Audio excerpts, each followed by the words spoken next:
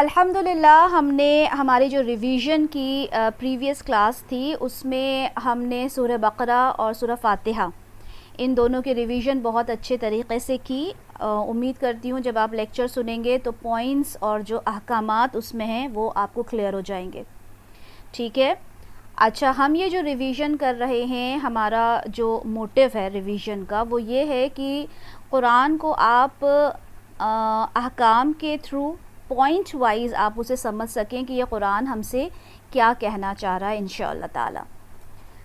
جیسے کہ ہم جانتے ہیں کہ اس کے بعد سورہ آل عمران آتی ہے سورہ بقرہ کے بعد، اور سورہ آل عمران میں ہم دیکھتے ہیں کہ سورہ آل عمران سورہ بقرہ یہ دونوں کا جوڑا ہے. موسٹلی جو قرآن میں صورتیں ہوتی ہیں وہ جوڑی کی شکل میں ہوتی ہیں، اور دونوں صورتوں میں جو متشابہات ہے، جو ان میں جو سملیرٹی ہے وہ یہ ہے کہ دونوں حروف مقطعات کے ساتھ شروع ہوئی ہیں.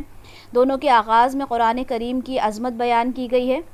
سورہ بقرہ کا جو ہم نے دیکھا تھا جو اختتامی آیات تھیں وہ بہت عظیم آیات ہیں. اسی طرح سے سورہ آل عمران کے اختتام پر بھی عظیم ترین دعائیں ہیں جو ہم دیکھیں گے. سورہ بقرہ میں یہود سے زیادہ مخاطبت تھی، جبکہ آل عمران میں جو مخاطبت ہوگی وہ نصارہ سے ہے. اس سورہ کا اکثر اور بیشتر حصہ 3 ہجری میں غزوہ احد کے بعد نازل ہوا. پہلا رکوع جو اس سورہ کا ہے وہ آیت نمبر 1 سے لے کر آیت نمبر 9 تک ہے. اللہ تعالیٰ نے خود کا ایک انٹروڈکشن دیا، اس کے ساتھ اس سورہ کا آغاز کیا گیا. اس رکوع میں ہمیں جو بتایا گیا ہے وہ یہ ہے کہ اللہ نے قرآن میں، اللہ تعالیٰ نے یہ جو قرآن ہے یہ آپ صلی اللہ علیہ وسلم پر نازل کی. تورات اور انجیل بھی اللہ تعالیٰ نے ہی نازل کی تھی. اسی رکوع میں ہم یہ دیکھیں گے کہ اللہ تعالیٰ نے بتایا کہ جو بچہ جو ہوتا ہے ماں کے پیٹ میں اللہ تعالیٰ اس کی صورت گری کرتے ہیں. اس رکوع میں آیت نمبر 7 میں محکم آیات اور متشابہ آیات کا ڈفرنس بتایا گیا کہ محکم آیات کیا ہوتی ہیں، جس کا حکم اللہ تعالیٰ نے کلیئرلی ڈیفائن کیا ہو، ٹھیک ہے، جن کا حکم دیا ہے کہ آپ کو یہ کرنا ہی کرنا ہے، نماز پڑھنا ہے، زکوٰۃ ادا کرنا ہے. اور متشابہ آیات وہ ہوتی ہیں جن کا صحیح مفہوم ہمیں نہیں معلوم ہوتا، جس طرح سے حروف مقطعات ہیں جن کے بارے میں ہمیں نہیں پتہ، اللہ کا عرش کیسا ہوگا، اللہ کی کرسی کیسے ہے، فرشتے کیسے ہوتے ہیں، عالم برزخ کی کیا حقیقت ہے، یہ ساری باتیں متشابہ آیات میں ہوتی ہیں. تو یہ ڈفرنس ہمیں پتہ چلا. تو یہ مین پوائنٹس ہیں جو ہمیں رکوع نمبر 1 میں پتہ چلتے ہیں سورہ آل عمران کے.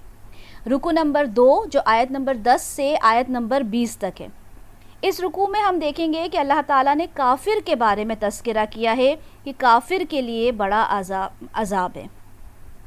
اللہ تعالیٰ نے ایک بہت خوبصورت چیز جو اس رکوع میں بیان کی ہے وہ یہ ہے کہ دنیا کی جو چیزیں ہیں ان چیزوں میں جو اللہ نے محبت رکھی ہے، ٹھیک ہے، اس سے زیادہ بہتر چیز، جتنی بھی دنیا کی چیزیں ہیں اس سے زیادہ بہتر چیز اللہ کے نزدیک کیا ہے؟ تقویٰ ہے، اور جس کا اجر کیا ہے؟ جنت ہے انشاءاللہ تعالی. تو جتنی بھی محبت والی چیزیں ہیں ان سے بھی بہتر چیز اگر آپ چاہتے ہیں تو اللہ کا تقویٰ اختیار کریں. اسی رکوع کی آیت نمبر 19 میں ایک بہت اہم بات بیان کی گئی ہے جو ہم سب کے لیے بہت ضروری ہے، جس میں اللہ تعالیٰ فرما رہے ہیں کہ اللہ کے نزدیک جو دین ہے وہ کیا ہے؟ اسلام ہے. یعنی دین تو صرف اور صرف اسلام ہے، اللہ تعالیٰ کے نزدیک دین اسلام ہے. رکوع نمبر 3 جو آیت نمبر 21 سے آیت نمبر 30 تک ہے، ٹھیک ہے. اور اس رکوع میں جو یہودیوں کو گمان تھا کہ ہمیں تو جہنم کی آگ چھو بھی نہیں سکتی مگر گنتی کے چند دن، اور اسی طرح جو کفار مکہ تھے وہ بھی یہ کہا کرتے تھے کہ یہ لات، منات، عزیٰ یہ سب ہماری سفارش کریں گے اور ہمیں تو کچھ بھی نہیں ہوگا. تو اس رکوع میں اس بات کی نفی کی جا رہی ہے کہ ہر شخص کو اس کے عمل کے اکارڈنگ ہی اس کو اس کا اجر جو ہے وہ ملے گا. اسی رکوع میں جب ہم آیت نمبر 26 دیکھتے ہیں تو ایک بہت ہی خوبصورت آیت ہے قرآن کریم کی جو ہے قُلِ اللَّهُمَّ مَالِكَ الْمُلْكِ تُؤْتِي الْمُلْكَ مَن تَشَاءُ وَتَنزِعُ الْمُلْكَ مِمَّن تَشَاءُ وَتُعِزُّ مَن تَشَاءُ وَتُذِلُّ مَن تَشَاءُ بِيَدِكَ الْخَيْرُ إِنَّكَ عَلَىٰ كُلِّ شَيْءٍ قَدِيرٌ. جس کا خوبصورت مطلب ہے کہ جو بھی جو بادشاہت ہے اور جو اللہ تعالیٰ کے اختیار میں ہے ساری حکومت، ٹھیک ہے، اللہ تعالیٰ جس کو چاہتا ہے جس کو دیتا ہے، جس سے چاہتا ہے اللہ تعالیٰ چھین لیتا ہے. ٹھیک ہے، خالی مفہوم بتا رہی ہوں میں. اور اللہ جس کو چاہتا ہے عزت دیتا ہے، جس کو چاہتا ہے اللہ تعالیٰ ذلیل کر دیتا ہے. تو اللہ، یہ بڑی ہی خوبصورت آیت ہے، اس پورے قرآن کریم کی ایک بہت خوبصورت آیت ہے کہ اللہ جس کو چاہتا ہے حکومت دیتا ہے، جس کو چاہتا ہے عزت دیتا ہے، اور جس سے چاہے وہ چھین لیتا ہے. اس میں ایک جو حکم آیا ہے اس رکوع میں وہ یہ ہے کہ اہل ایمان جو ہیں وہ کافر کو اپنا دوست نہ بنائیں. آیت نمبر 28 میں اس کا تذکرہ ہمیں ملتا ہے. تو یہاں ہم نے رکوع نمبر 3 کو دیکھا. پھر ہم رکوع نمبر 4 پر آتے ہیں جو آیت نمبر 31 سے آیت نمبر 41 تک ہے، یعنی 31 to 41 ہے. اور پھر اس کے بعد ہم دیکھتے ہیں رکوع نمبر 5 جو کہ آیت نمبر 42 سے آیت نمبر 54 تک ہے. یہ دو جو رکوع ہیں اس میں ہم مریم علیہ السلام کا تذکرہ دیکھیں گے، زکریا علیہ السلام کا ذکر ہے، اور عیسیٰ علیہ السلام کا تذکرہ ہم ان دو رکوعوں میں دیکھیں گے. ٹھیک ہے. اس رکوع میں اس بات کی نفی کی گئی ہے کہ جو عیسائیوں نے یہ 3 خدا والا عقیدہ اختیار کر لیا تھا وہ سراسر بے بنیاد ہے. کیا تھا ان کا عقیدہ؟ کہ ایک تو اللہ، ایک مریم علیہ السلام اور ایک حضرت عیسیٰ علیہ السلام. یہ 3 خدا کا انہوں نے عقیدہ بنایا تھا، جس بات کی نفی یہاں پر کی گئی. اور یہاں سے ہمیں یہ بھی پتہ چلا کہ اس سورہ کا نام آل عمران کیوں رکھا گیا. کیونکہ آل عمران، عمران کون ہے؟ مریم علیہ السلام کے والد کا نام عمران تھا، اور آل یعنی اولاد، ان کی اولاد. ٹھیک ہے. اسی سورہ میں، اسی رکوع میں، ان دونوں رکوع میں ہمیں یہ پتہ چلتا ہے کہ اللہ تعالیٰ فرماتے ہیں کہ عمران کی بیوی یعنی مریم علیہ السلام کی ماں ہیں، ان کا تذکرہ آتا ہے کہ انہوں نے اللہ تعالیٰ سے نیک اور صالح اولاد کی دعا کی تھی، جس کے ایز اے رزلٹ مریم علیہ السلام جو تھی وہ اس دنیا میں آئیں، اور انہوں نے اللہ تعالیٰ سے یہ بھی دعا کی تھی ان کی ماں نے کہ جو بھی اولاد ہوگی میں اللہ کے لیے اس کو سرنڈر کر دوں گی، وقف کر دوں گی. ٹھیک ہے. تو جب مریم علیہ السلام ہوئیں تو انہوں نے اللہ کے لیے ان کو دے دیا. ان کی کفالت زکریا علیہ السلام نے کی. اور پھر زکریا علیہ السلام کا تذکرہ ہم اس میں ان دونوں رکوعوں میں پڑھیں گے کہ زکریا علیہ السلام نے اللہ تعالیٰ سے دعا کی. کافی وہ بزرگ تھے اور اللہ تعالیٰ نے فرشتوں کے تھرو ان کو بشارت دی یحییٰ علیہ السلام کی. مریم علیہ السلام کو فرشتوں نے بشارت دی عیسیٰ علیہ السلام کی کہ وہ مریم علیہ السلام کے بیٹے ہوں گے، اللہ کا کلمہ ہوں گے. اور مریم علیہ السلام نے تعجب سے کہا کہ یہ کیسے ہو سکتا ہے، مجھے تو کسی مرد نے چھوا تک نہیں، میں کیسے مطلب ایک بچہ میرے ہو سکتا ہے. فرشتوں نے کہا ایسے ہی اللہ تعالیٰ تخلیق کرتا ہے. اور رسول بنا کر عیسیٰ علیہ السلام کو یہودیوں میں بھیجا جو تورات کی ہی تصدیق کرتے تھے. ان کے معجزے بھی یہاں بیان کیے گئے. اس میں بتایا گیا کہ عیسیٰ علیہ السلام کی مدد جو کی انہوں نے حواریوں نے کی تھی، جن کی پکار، جنہوں نے عیسیٰ علیہ السلام کی پکار پر لبیک کہا. اور اسی رکوع میں، ان دو رکوعوں میں ہم یہ بھی دیکھیں گے کہ اللہ تعالیٰ نے عیسیٰ علیہ السلام کو اپنی طرف اٹھا لیا، جہاں سے ہمیں یہ بات پتہ چلتی ہے کہ ہمارا یہ جو ایمان ہے کہ عیسیٰ علیہ السلام زندہ ہیں. یہاں پر ہمیں اس بات کی کلیریفیکیشن ملتی ہے قرآن سے کہ ہاں عیسیٰ علیہ السلام کو زندہ تابندہ اللہ تعالیٰ نے اٹھا لیا. انہیں جو یہ مانا جاتا ہے، جو عیسائیوں کا اور یہودیوں کا یہ بلیف ہے کہ عیسیٰ علیہ السلام کو سولی پر چڑھا دیا گیا، ان کا قتل ہو گیا، تو رسول جو ہوتے ہیں وہ قتل نہیں ہوتے. کچھ جو ان کے معجزات ہیں وہ آیت نمبر 49 میں ہمیں ملتے ہیں کہ مٹی کے پرندے میں وہ جان ڈال دیا کرتے تھے، کوڑھی کو، اندھے کو شفا دے دیا کرتے تھے، انسان نے کیا کھایا یہ بتا دیا کرتے تھے، گھروں میں کیا ذخیرہ رکھا ہے یہ بتا دیا کرتے تھے. تو یہ معجزات تھے جو اللہ کے حکم سے وہ کرتے تھے. اللہ تعالیٰ عیسیٰ علیہ السلام نے توحید کی ہی دعوت دی جس طرح سے سارے رسولوں نے دی. ٹھیک ہے. یہ سارا تذکرہ ہمیں ان دو رکوعوں میں ملتا ہے. اس کے بعد رکوع نمبر 6 پر ہم چاہتے ہیں. رکوع نمبر 6 آیت نمبر 55 سے لے کر آیت نمبر 63 تک ہے. ٹھیک ہے. 55 to 63.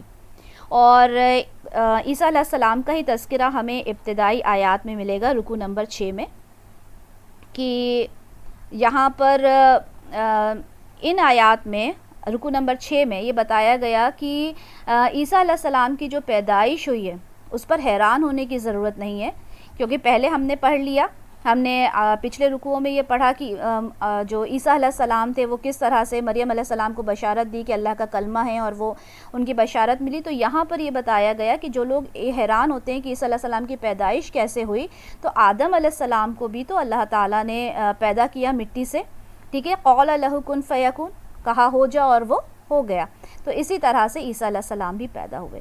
تو یہاں پر آپ صلی اللہ علیہ وسلم کو اللہ تعالیٰ بتا رہے ہیں کہ دیکھیں یہ بات یہاں پہ واضح کر دی گئی ہے, کلیئر کر دی گئی ہے, اور کسی کو بھی کوئی کنفیوژن یہاں پر نہیں ہونا چاہیے, ٹھیک ہے. تو یہاں پر آیت نمبر 61 میں رکوع نمبر 6 میں مباہلہ کا ذکر ہوا, ٹھیک ہے.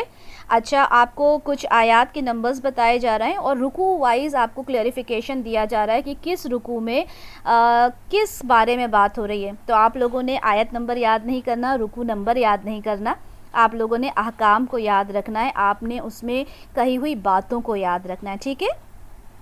تو یہاں پر مباہلہ کا ذکر ہے رکوع نمبر 6 میں.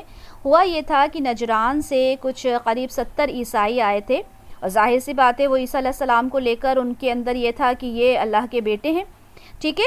تو یہاں پر مباہلہ پر یہ بات اینڈ ہوئی, کیونکہ اللہ تعالیٰ نے, جیسے ہم نے دیکھا کہ پچھلے رکوعوں میں ساری ڈیٹیل بتا دی تھی عیسیٰ علیہ السلام کی, تو مباہلہ پر اس بحث کا اینڈ ہوا. مباہلہ کیا ہوتی ہے کہ تم لوگ اپنے لوگوں کو جمع کرو, ہم اپنے لوگوں کو جمع کرتے ہیں, اللہ سے دعا کرتے ہیں, تم بھی لعنت کرو, ہم بھی لعنت کرتے ہیں, تو جس کی دعا میں سچائی ہوگی اس کی دعا قبول ہوگی اور سامنے والے کے اوپر اللہ تعالیٰ کی لعنت ہوگی. اس کو کہتے ہیں مباہلہ. اب عیسائی جو تھے وہ جانتے تھے کہ رسول اللہ صلی اللہ علیہ وسلم حق پر ہے, اور وہ بنا مباہلہ کیے وہاں سے لوٹ گئے, ٹھیک ہے. تو یہ ساری باتیں ہم رکوع نمبر 6 میں دیکھیں گے. ہم رکوع نمبر 7 پہ چلتے ہیں. آل عمران کی آیت نمبر 64 تو آیت نمبر 71 ہے. یہاں پر اہل کتاب سے خطاب کیا گیا ہے. اچھا, اہل کتاب یہود اور نصارہ دونوں ہوتے ہیں, کیونکہ دونوں ہی کتاب والے ہیں, ٹھیک ہے, دونوں کو ہی کتاب عطا کی گئی. اور اللہ تعالیٰ یہاں پر اہل کتاب سے مخاطب ہوتے ہیں اور ان سے اللہ تعالیٰ سوال کرتے ہیں کہ تم حق کو کیوں نہیں پہچانتے, ٹھیک ہے, اور ابراہیم علیہ السلام کے بارے میں تم جھگڑتے ہو, کیونکہ یہود اور نصارہ دونوں ابراہیم علیہ السلام کے بارے میں جھگڑا کرتے تھے. تو یہاں پر اللہ تعالیٰ نے اس بات پہ روشنی ڈالی ہے کہ وہ تو اللہ کی ہی عبادت کیا کرتے تھے, اور جو تم کہتے ہو کہ وہ یہود تھے, نصارہ تھے, نہیں, بلکہ وہ تو مسلمان تھے. یہودی, نصرانی, یہ سب تو بعد میں پیدا ہوئے, ٹھیک ہے. تو یہاں پر اللہ تعالیٰ نے اس بات کی بھی نفی کی ہے کہ یہودی اور نصرانی کا جو تم کانسیپٹ لے کے بیٹھے ہوئے ہو, ایسا کچھ بھی نہیں ہے. ابراہیم علیہ السلام تو خالص اللہ کی عبادت کرنے والے مسلمان تھے, ٹھیک ہے. تو یہ مین کانسیپٹ ہے رکوع نمبر 7 کا. رکوع نمبر 8 پہ ہم جاتے ہیں, جو کہ آیت نمبر 72 ٹو آیت نمبر 80 ہے, ٹھیک ہے. 72 سے 80 تک ہمیں رکوع نمبر 8 ملے گا. اس رکوع کا جو آغاز ہے وہ یہودیوں کی سازش سے ہوتا ہے. انہوں نے ڈیسائیڈ کیا کہ دن بھر آپ صلی اللہ علیہ وسلم کی مجلس میں بیٹھیں گے اور شام کو کہہ دیا کریں گے کہ وہاں تو ہم نے کچھ سیکھنے لائق نہیں ملا, ہمیں کچھ سمجھ میں نہیں آیا, ٹھیک ہے. اب کیا ہوتا کہ اگر وہ دن بھر وہاں رہتے, کلمہ پڑھتے اور واپس آ کر دیکھتے کہ واپس آ کر کہتے کہ ہمیں تو وہاں کچھ سمجھ میں نہیں آیا, تو لوگ یہ سوچنے پہ مجبور ہو جاتے کہ کوئی تو جینیون ریزن ہوگا کہ یہ لوگ اس طرح سے اسلام قبول کرنے کے بعد واپس پلٹ گئے. تو اس طرح کی انہوں نے سازش کی, جس کے بعد مرتد کی سزا جو تھی وہ قتل تجویز کی گئی, ٹھیک ہے. اور یہ سب یہودیوں کا کیریکٹر ڈیفائن کر کے اللہ تعالیٰ اسی رکوع میں یہودیوں کے کچھ اچھے کیریکٹرز کو بھی ڈیفائن کرتے ہیں کہ دیکھیں ہر انسان ایک جیسا نہیں ہوتا, اس میں کچھ اچھے لوگ بھی ہوتے ہیں. اسی رکوع میں رکوع نمبر 8 میں عہد کی امپورٹنس بھی بتائی گئی کہ دیکھیں جو عہد کو توڑتے ہیں اللہ تعالیٰ ان سے بات تک نہیں کرتے, یہاں تک کہ اللہ تعالیٰ قیامت کے دن بات تو چھوڑیے ان کی طرف دیکھیں گے تک نہیں, ٹھیک ہے. یہودیوں کے کیریکٹرسٹکس کو ہر جگہ ڈیفائن کیا گیا ہے. رکوع نمبر 8 میں بھی ڈیفائن کیا گیا کہ تورات کو ان کے جو احکام تھے وہ توڑ مروڑ کر پیش کیا کرتے تھے. آیت نمبر 79 اور 89 میں ایک بہت ایک سوال اللہ تعالیٰ نے رکھا ہے کہ یہ کیسے ہو سکتا ہے. عیسیٰ علیہ السلام کے لیے کہا گیا, یعنی ظاہر سی بات ہے عیسائیوں کو مخاطب کر کے, کیونکہ جب اہل کتاب سے اللہ تعالیٰ مخاطب ہوتے ہیں تو اس میں یہودی بھی ہوتے ہیں اور نصارہ بھی ہوتے ہیں. تو اللہ تعالیٰ فرماتے ہیں کہ یہ کیسے ہو سکتا ہے کہ اللہ کا رسول یہ کہے کہ اللہ کو چھوڑ کر میری عبادت کی جائے، یا پھر وہ یہ کہے کہ فرشتوں کو اور انبیاؤں کو مانے، ٹھیک ہے. تو یہ عیسائیوں سے اللہ تعالیٰ فرما رہا ہے کہ یہ کیسے ہو سکتا ہے کہ کوئی اللہ کا رسول ہے اور وہ کہے کہ میری عبادت کرو اللہ کو چھوڑ کر. تو یہ سارے کانسیپٹس یہاں پہ کلیئر کیے گئے، یہودیوں کی جو کیریکٹرسٹکس تھی یہاں پہ ڈیفائن کی گئی. رکو نمبر 9 پر آتے ہیں جو آیت نمبر 81 سے لے کے آیت نمبر 91 ہے. جس طرح ہم نے عہد الست پڑھا ہے، ٹھیک ہے، کہ تمام روحوں سے عہد لیا گیا تھا، ٹھیک ہے، انشاءاللہ تعالیٰ آگے اس کی بھی ہم ریویژن کریں گے. تو عہد الست میں ہم جانتے ہیں کہ تمام روحوں سے عہد لیا گیا تھا، اسی طرح سے تمام رسولوں سے بھی عہد لیا گیا تھا. کیا عہد لیا گیا تھا؟ کہ جو کتاب ان کو دی جائے گی اس کے احکام کو وہ فالو کریں گے، دوسروں تک پہنچائیں گے. اور اس کے ساتھ جو ایک اور ان سے جو عہد لیا گیا تھا وہ یہ تھا کہ ان جتنے بھی رسول ان سے پہلے گزر چکے ہیں ان کے اوپر ایمان لے کر آئیں گے، اور آگے جو رسول آنے والے ہیں ان کی وہ تصدیق کریں گے، ٹھیک ہے. اور یہی ہوتا تھا کہ جو بھی کوئی رسول آتا تھا وہ آگے والے رسول کی تصدیق کرتا تھا کہ ہاں یہ رسول آنے والے ہیں. اور یہی ریزن تھا کہ رسول اللہ صلی اللہ علیہ وسلم کے بارے میں ہر نبی نے، ہر رسول نے بشارت دی تھی کہ آخری نبی آنے والے ہیں. اچھا، اہل کتاب کو یہ یقین تھا کہ رسول اللہ جو ہے، رسول اللہ علیہ وسلم جو ہیں اللہ کے رسول ہیں، جانتے تو تھے لیکن وہ ماننے کو تیار نہیں تھے. تو ایسے لوگوں کے لیے دردناک عذاب کے بارے میں بتایا.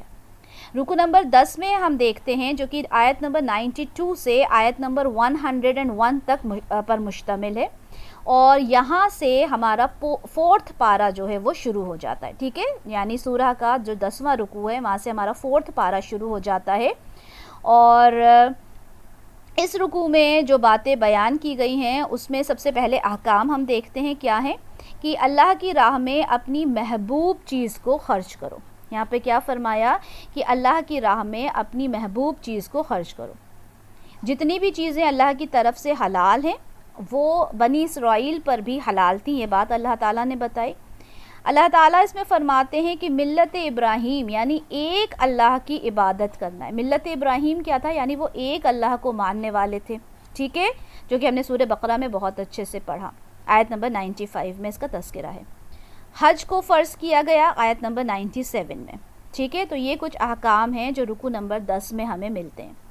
اس رکوع میں یہ بات کلیئر کی گئی ہے کہ پہلے عبادت کا گھر جو تھا، جو پہلا گھر تھا عبادت کا، جو عبادت کے لیے بنایا گیا تھا وہ مکہ یعنی بیت اللہ ہی تھا. جیسے کہ ہم جانتے ہیں کہ یہود اور نصارہ ان کا ماننا تھا کہ عبادت کے لیے جو بیت المقدس ہے وہ پہلا گھر تھا. جس طرح سے پہلے نماز بھی بیت المقدس کی طرف ہوتی تھی، تو یہاں پر اللہ تعالیٰ نے کلیئرلی ایک آیت میں ڈیفائن کر دیا کہ دیکھیں پہلا گھر جو عبادت کے لیے مخصوص کیا گیا تھا وہ مکہ یعنی بیت اللہ تھا.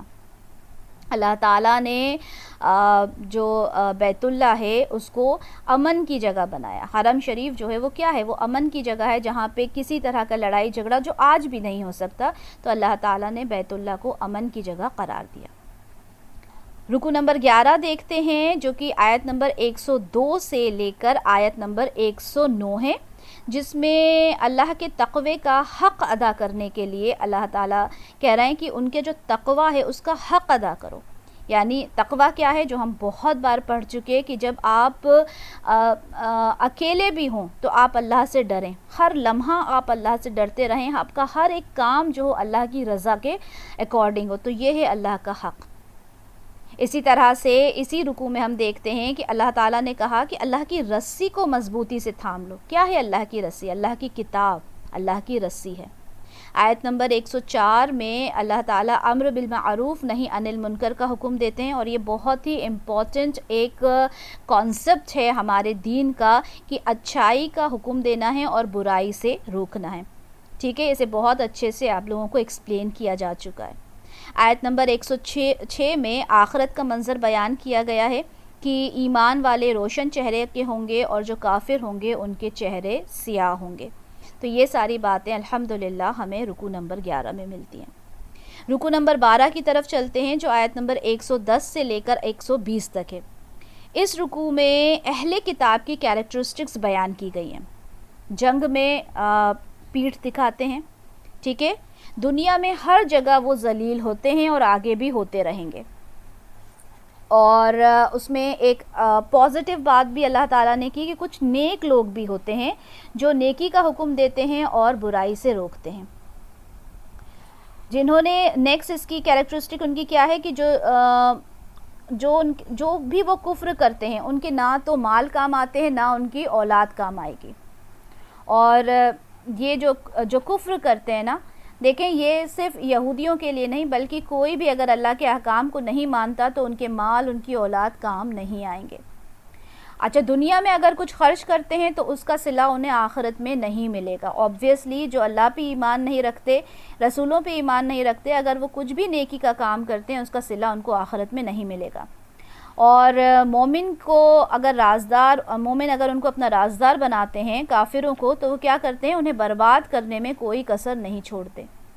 وہ مومن سے ہرگز محبت نہیں کرتے اور وہ مسلمانوں کی خوشی سے جلتے ہیں اور ان کی تکلیف میں خوش ہوتے ہیں. ٹھیک ہے، تو یہ ان کی کیریکٹرسٹکس ہیں جو رکوع نمبر 12 میں ڈیفائن کر دی گئی. رکوع نمبر 13 ہم دیکھتے ہیں، جو رکوع نمبر 13 سے بلکہ رکوع نمبر 18 تک ہم دیکھتے ہیں کہ غزوہ احد کے بارے میں تذکرہ ہمیں ملے گا. ٹھیک ہے، غزوہ احد میں کیا ہوا تھا کہ رسول اللہ صلی اللہ علیہ وسلم 1000 کا لشکر نکلے تھے. اور پھر ہم نے یہ بھی دیکھا کہ اس میں جو عبداللہ بن ابی جو منافق کا سردار تھا، وہ اپنے 300 منافق لے کر واپس چلا گیا تھا. ٹھیک ہے، اور بہت ہی لیم ایکسکیوز اس نے دیا تھا کہ ہماری بات تو مانی نہیں، اس لیے ہم یہاں سے واپس چلے جاتے ہیں. اب 700 لوگوں کا لشکر تھا، اس میں کچھ صحابہ ایسے بھی تھے جن کا ایمان تھوڑا کم تھا. ٹھیک ہے، اور ہمیں ڈیٹیل اس میں تفسیر میں یہ ملتا ہے کہ وہ بنو حارثہ اور بنو سلمہ کے خاندان سے تھے، لیکن اللہ تعالیٰ نے پھر ان کے دل مضبوط کر دیے.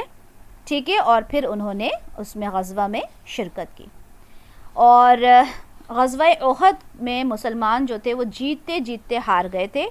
اور ہم بہت اچھے سے اس کی ڈیٹیل پڑھ چکے ہیں کہ ایک درہ تھا جس پر مسلمان مامور تھے، اور آپ صلی اللہ علیہ وسلم نے کہا تھا کہ یہاں سے کچھ بھی ہو جائے آپ نے ہٹنا نہیں ہے. لیکن وہ وہاں سے چلے گئے مال غنیمت کی طرف. انہوں نے کہا کہ اب تو ہم جیت گئے، جس کا فائدہ اٹھا کر خالد بن ولید جو تھے انہوں نے کیا کیا؟ پورا سینیریو چینج کر دیا. انہوں نے وہاں پہ حملہ بول دیا، جس کی وجہ سے مسلمان جیتی ہوئی جنگ جو تھے وہ ہار گئے.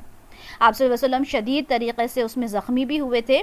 اور آپ نے یہ کہا کہ یہ قوم کیسے فلاح پائے گی جس نے اپنے نبی کے چہرے کو خون سے رنگ دیا جبکہ وہ انہیں اللہ کی طرف بلا رہا ہے.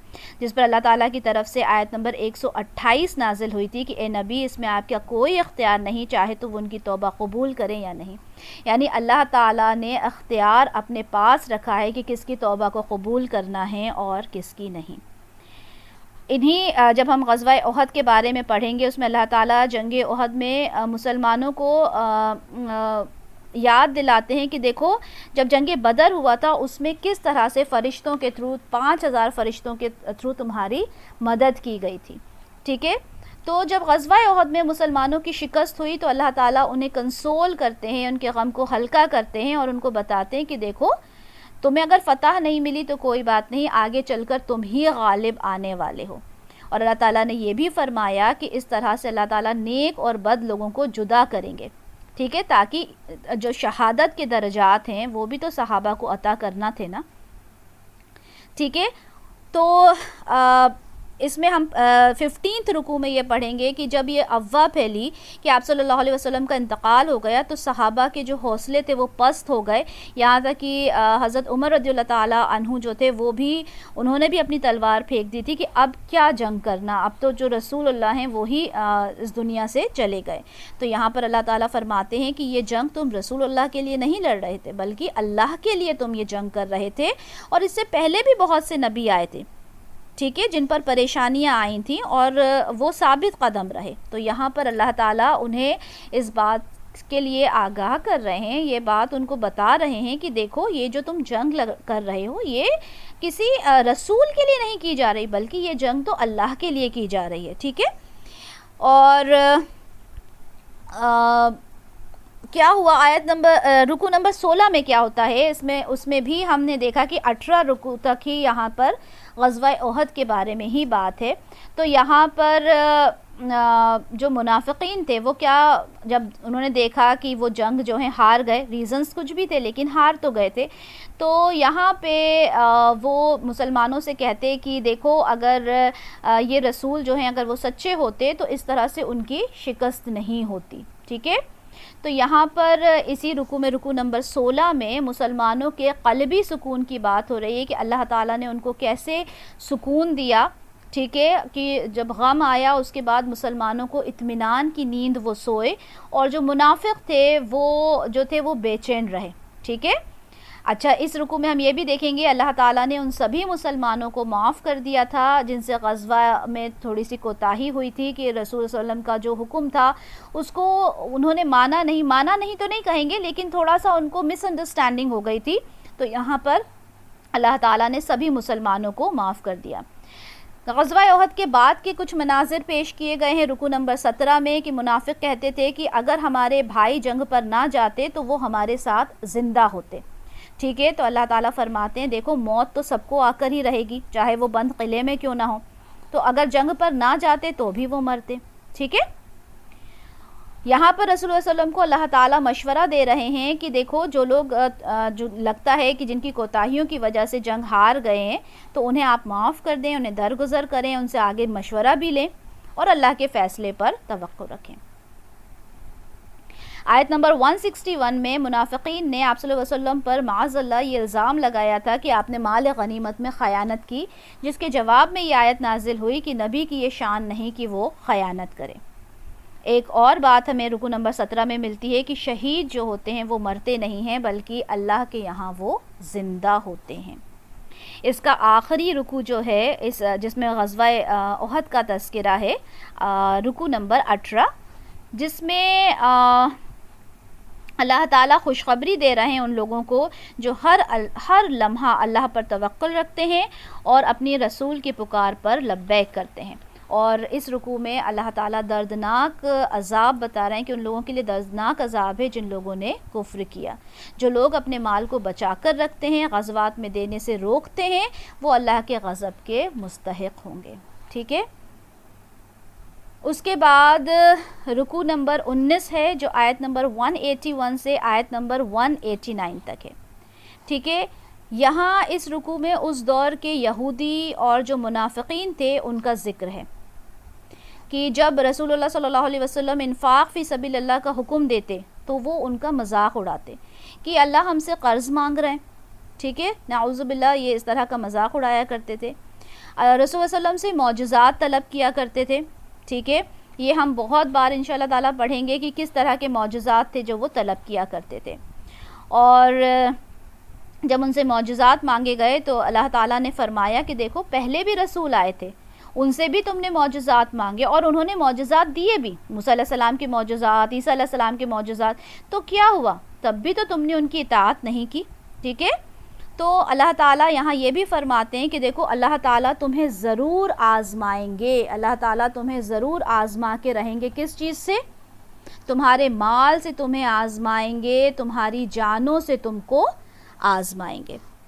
اس کے بعد ہمارا رکوع نمبر 20 ہے. ٹھیک ہے، اور یہ جو سورہ ہے اس میں 20 رکوع ہیں. یہ رکوع 190 سے آیت نمبر 200 تک ہے. ٹھیک ہے، اور یہاں پر ہم دیکھتے ہیں کہ یہ سورہ جو ہے یہ آخری رکوع میں اس میں جو آخری رکوع ہے یہ قرآن کی عظیم ترین مقامات میں سے. اس میں اس کی جو 6 آیات جب نازل ہوئیں، یعنی شروع کی جب 190 سے 195 جب یہ آیات نازل ہوئیں تو پوری رات آپ صلی اللہ علیہ وسلم پہ رخت طاری رہی. آپ کھڑے بیٹھے آپ روتے رہے. ٹھیک ہے، آپ کبھی نماز پڑھتے کبھی سجدے میں جاتے. تو جب بلال رضی اللہ تعالیٰ عنہ صبح آئے آپ کو فجر کی نماز کے لیے بلانے، تو آپ نے دیکھا کہ آپ صلی اللہ علیہ وسلم کی کیفیت جب آپ دیکھی تو آپ نے دریافت کیا کہ کیا ماجرا ہے، آپ اتنے پریشان ہیں. تو آپ صلی اللہ علیہ وسلم نے کہا کہ میں کیوں نہ روؤں کہ آج کی شب میرے رب نے مجھ پر یہ آیات نازل کی ہیں کہ یقیناً آسمانوں اور زمینوں کی تخلیق میں اور رات اور دن کے الٹ پھیر میں ہوش مند لوگوں کے لیے نشانیاں ہیں، جو اللہ کا ذکر کرتے رہتے ہیں، کھڑے بھی، بیٹھے بھی اور اپنے پہلوؤں پر بھی، اور مزید غور و فکر کرتے رہتے ہیں آسمانوں اور زمینوں کی تخلیق میں۔ اے ہمارے رب، تو نے یہ سب کچھ بے مقصد تو پیدا نہیں کیا، تو پاک ہے، بس تو ہمیں دوزخ کے عذاب سے بچا لے۔ اے ہمارے رب، جسے تو نے داخل کر دیا آگ میں، بے شک اس کو تو نے رسوا کر دیا، اور ظالموں کے لیے کوئی مددگار نہیں ہوگا۔ اے ہمارے رب، ہم نے ایک پکارنے والے کو سنا جو ایمان کی ندا دے رہا تھا، ایمان لاؤ اپنے رب پر، تو ہم ایمان لے آئے۔ اے ہمارے رب، ہمارے گناہ بخش دے اور ہماری برائیاں ہم سے دور کر دے، اور ہمیں وفات دیجیے اپنے نیکوکار بندوں میں۔ اے ہمارے رب، ہمیں بخش وہ سب کچھ جس کا تو نے وعدہ کیا ہم سے اپنے رسولوں کے ذریعے سے، اور ہمیں رسوا نہ کیجیے قیامت کے دن، یقیناً تو اپنے وعدے کے خلاف نہیں کرے گا۔ تو ان کے رب نے ان کی دعا قبول فرمائی کہ میں تم میں سے کسی عمل کرنے والے کے کسی عمل کو ضائع نہیں کرنے والا، خواہ وہ مرد ہو یا عورت، تم سب ایک دوسرے میں سے ہی ہو۔ تو جنہوں نے ہجرت کی اور جو اپنے گھروں سے نکال دیے گئے، اور جنہوں نے میری راہ میں ایذائیں پہنچائی گئیں، جنہوں نے میری راہ میں جنگ کی اور جانیں بھی دے دیں، لازماً ان میں سے ان کی برائیوں کو دور کر دوں گا، اور لازماً داخل کروں گا انہیں باغات میں جن کے نیچے نہریں بہتی ہوں گی، اور یہ بدلہ ہوگا اللہ کے پاس سے، اور بہترین اللہ تو اللہ ہی کے پاس۔ یہ ساری جو دعائیں ہیں بہترین دعائیں ہیں، اور یہ دعاؤں کو سن کر جو تھے اللہ کے رسول جو تھے وہ رونے لگے۔ پھر اللہ تعالیٰ آپ صلی اللہ علیہ وسلم کو سمجھا رہے ہیں کہ کافروں کے لیے جہنم اور ایمان والوں کے لیے جنت کے باغات ہیں۔ یہاں پر یہ ہماری جو سورہ ہے اس کا اختتام ہوتا ہے۔ اس کے بعد جو ہماری سورہ شروع ہوتی ہے وہ ہے سورہ نساء، ٹھیک ہے۔ سورہ نساء جو مدنی صورتوں کا جو دوسرا گروپ ہے وہ ہے۔ یہاں پر سورہ نساء ہم دیکھتے ہیں کہ سورہ نساء جو ہے وہ سورہ مائدہ دونوں کا گروپ ہے، جیسے میں نے پہلے بھی بتایا کہ سورہ نساء اور سورہ مائدہ جس طرح سے سورہ بقرہ اور آل عمران گروپ ہے، اسی طرح سے سورہ نساء اور سورہ مائدہ گروپ ہے، ٹھیک ہے۔ اچھا، یہ جو سورہ ہے سورہ نساء، اس کا آغاز ہوتا ہے یا ایھا الناس سے، یعنی لوگوں سے، جبکہ سورہ مائدہ کا آغاز ہوگا یا ایھا الذین آمنوا سے، ایمان والوں، ٹھیک ہے۔ سورہ نساء میں 3 لڑیاں ہمیں نظر آئیں گی، ٹھیک ہے۔ ایک پہلی جو ہے اس میں خطاب اہل ایمان سے ہے، ایک خطاب اہل کتاب سے ہے، اور ایک لڑی ہے جس میں خطاب منافقین سے ہے۔ اور اس سورہ کا بہت بڑا پورشن جو ہے جس میں کہ منافقین سے ہی مخاطبت ہے۔ سورہ نساء میں ٹوٹل 176 آیات ہیں، ٹھیک ہے۔ تو ہم دیکھتے ہیں کہ جو پہلا رکوع ہے اس میں آیت نمبر 1 سے لے کے آیت نمبر 10 تک ہے، ٹھیک ہے۔ پہلے رکوع میں یتیموں کے حقوق کی بات کہی گئی۔ اچھا دیکھیں، یہ جو سورہ ہے نا، اس میں بہت سارے احکام ہم کو ملیں گے، ٹھیک ہے۔ اور یہ احکام ہم نے رکوع وائز یہاں پر اب جمع کر لیے ہیں تاکہ ہمارے لیے بہت آسان ہو جائے کہ ہم اللہ کے احکام کو سمجھ سکیں انشاءاللہ تعالی، ٹھیک ہے۔ تو پہلے رکوع میں یتیموں کے حقوق کی بات کی گئی ہے۔ جیسا کہ ہم جانتے ہیں کہ یتیم سوسائٹی کا سب سے ویکسٹ سیکشن ہوتا ہے، ٹھیک ہے۔ اور تو اللہ تعالیٰ نے یہاں یتیم کے حقوق کو ڈیٹیل میں ڈیفائن کیا گیا ہے۔ اچھا، سورہ کا جو آغاز ہوتا ہے وہ اس بات سے ہوتا ہے کہ تمام نوع انسانی کی تخلیق ایک فرد سے ہوئی، ٹھیک ہے، آدم علیہ السلام سے۔ تو اس سورہ میں بہت سارے احکام ہیں جنہیں ہم دیکھیں گے کہ وہ رشتوں پر بیسڈ ہیں، انسانیت پر بیسڈ ہیں۔ تو اللہ تعالیٰ نے دیکھیں کتنی خوبصورتی سے اس بات کو، اس سورہ کا جو شروعات کی وہ یہ کہ تمام انسان ایک ہی انسانی جوڑے یعنی آدم اور حوا سے بنے۔ احکام کو بیان کرنے سے پہلے اللہ تعالیٰ نے فرمایا کہ اللہ کا تقوی اختیار کرو اور رشتے ناتوں کو توڑنے سے پرہیز کرو۔ اب دیکھتے ہیں کہ کیا احکام ہیں۔ آیت نمبر 2 میں ہے کہ یتیموں کے مال کو نہ کھاؤ، انہیں اپنے مال کے ساتھ مت ملاؤ۔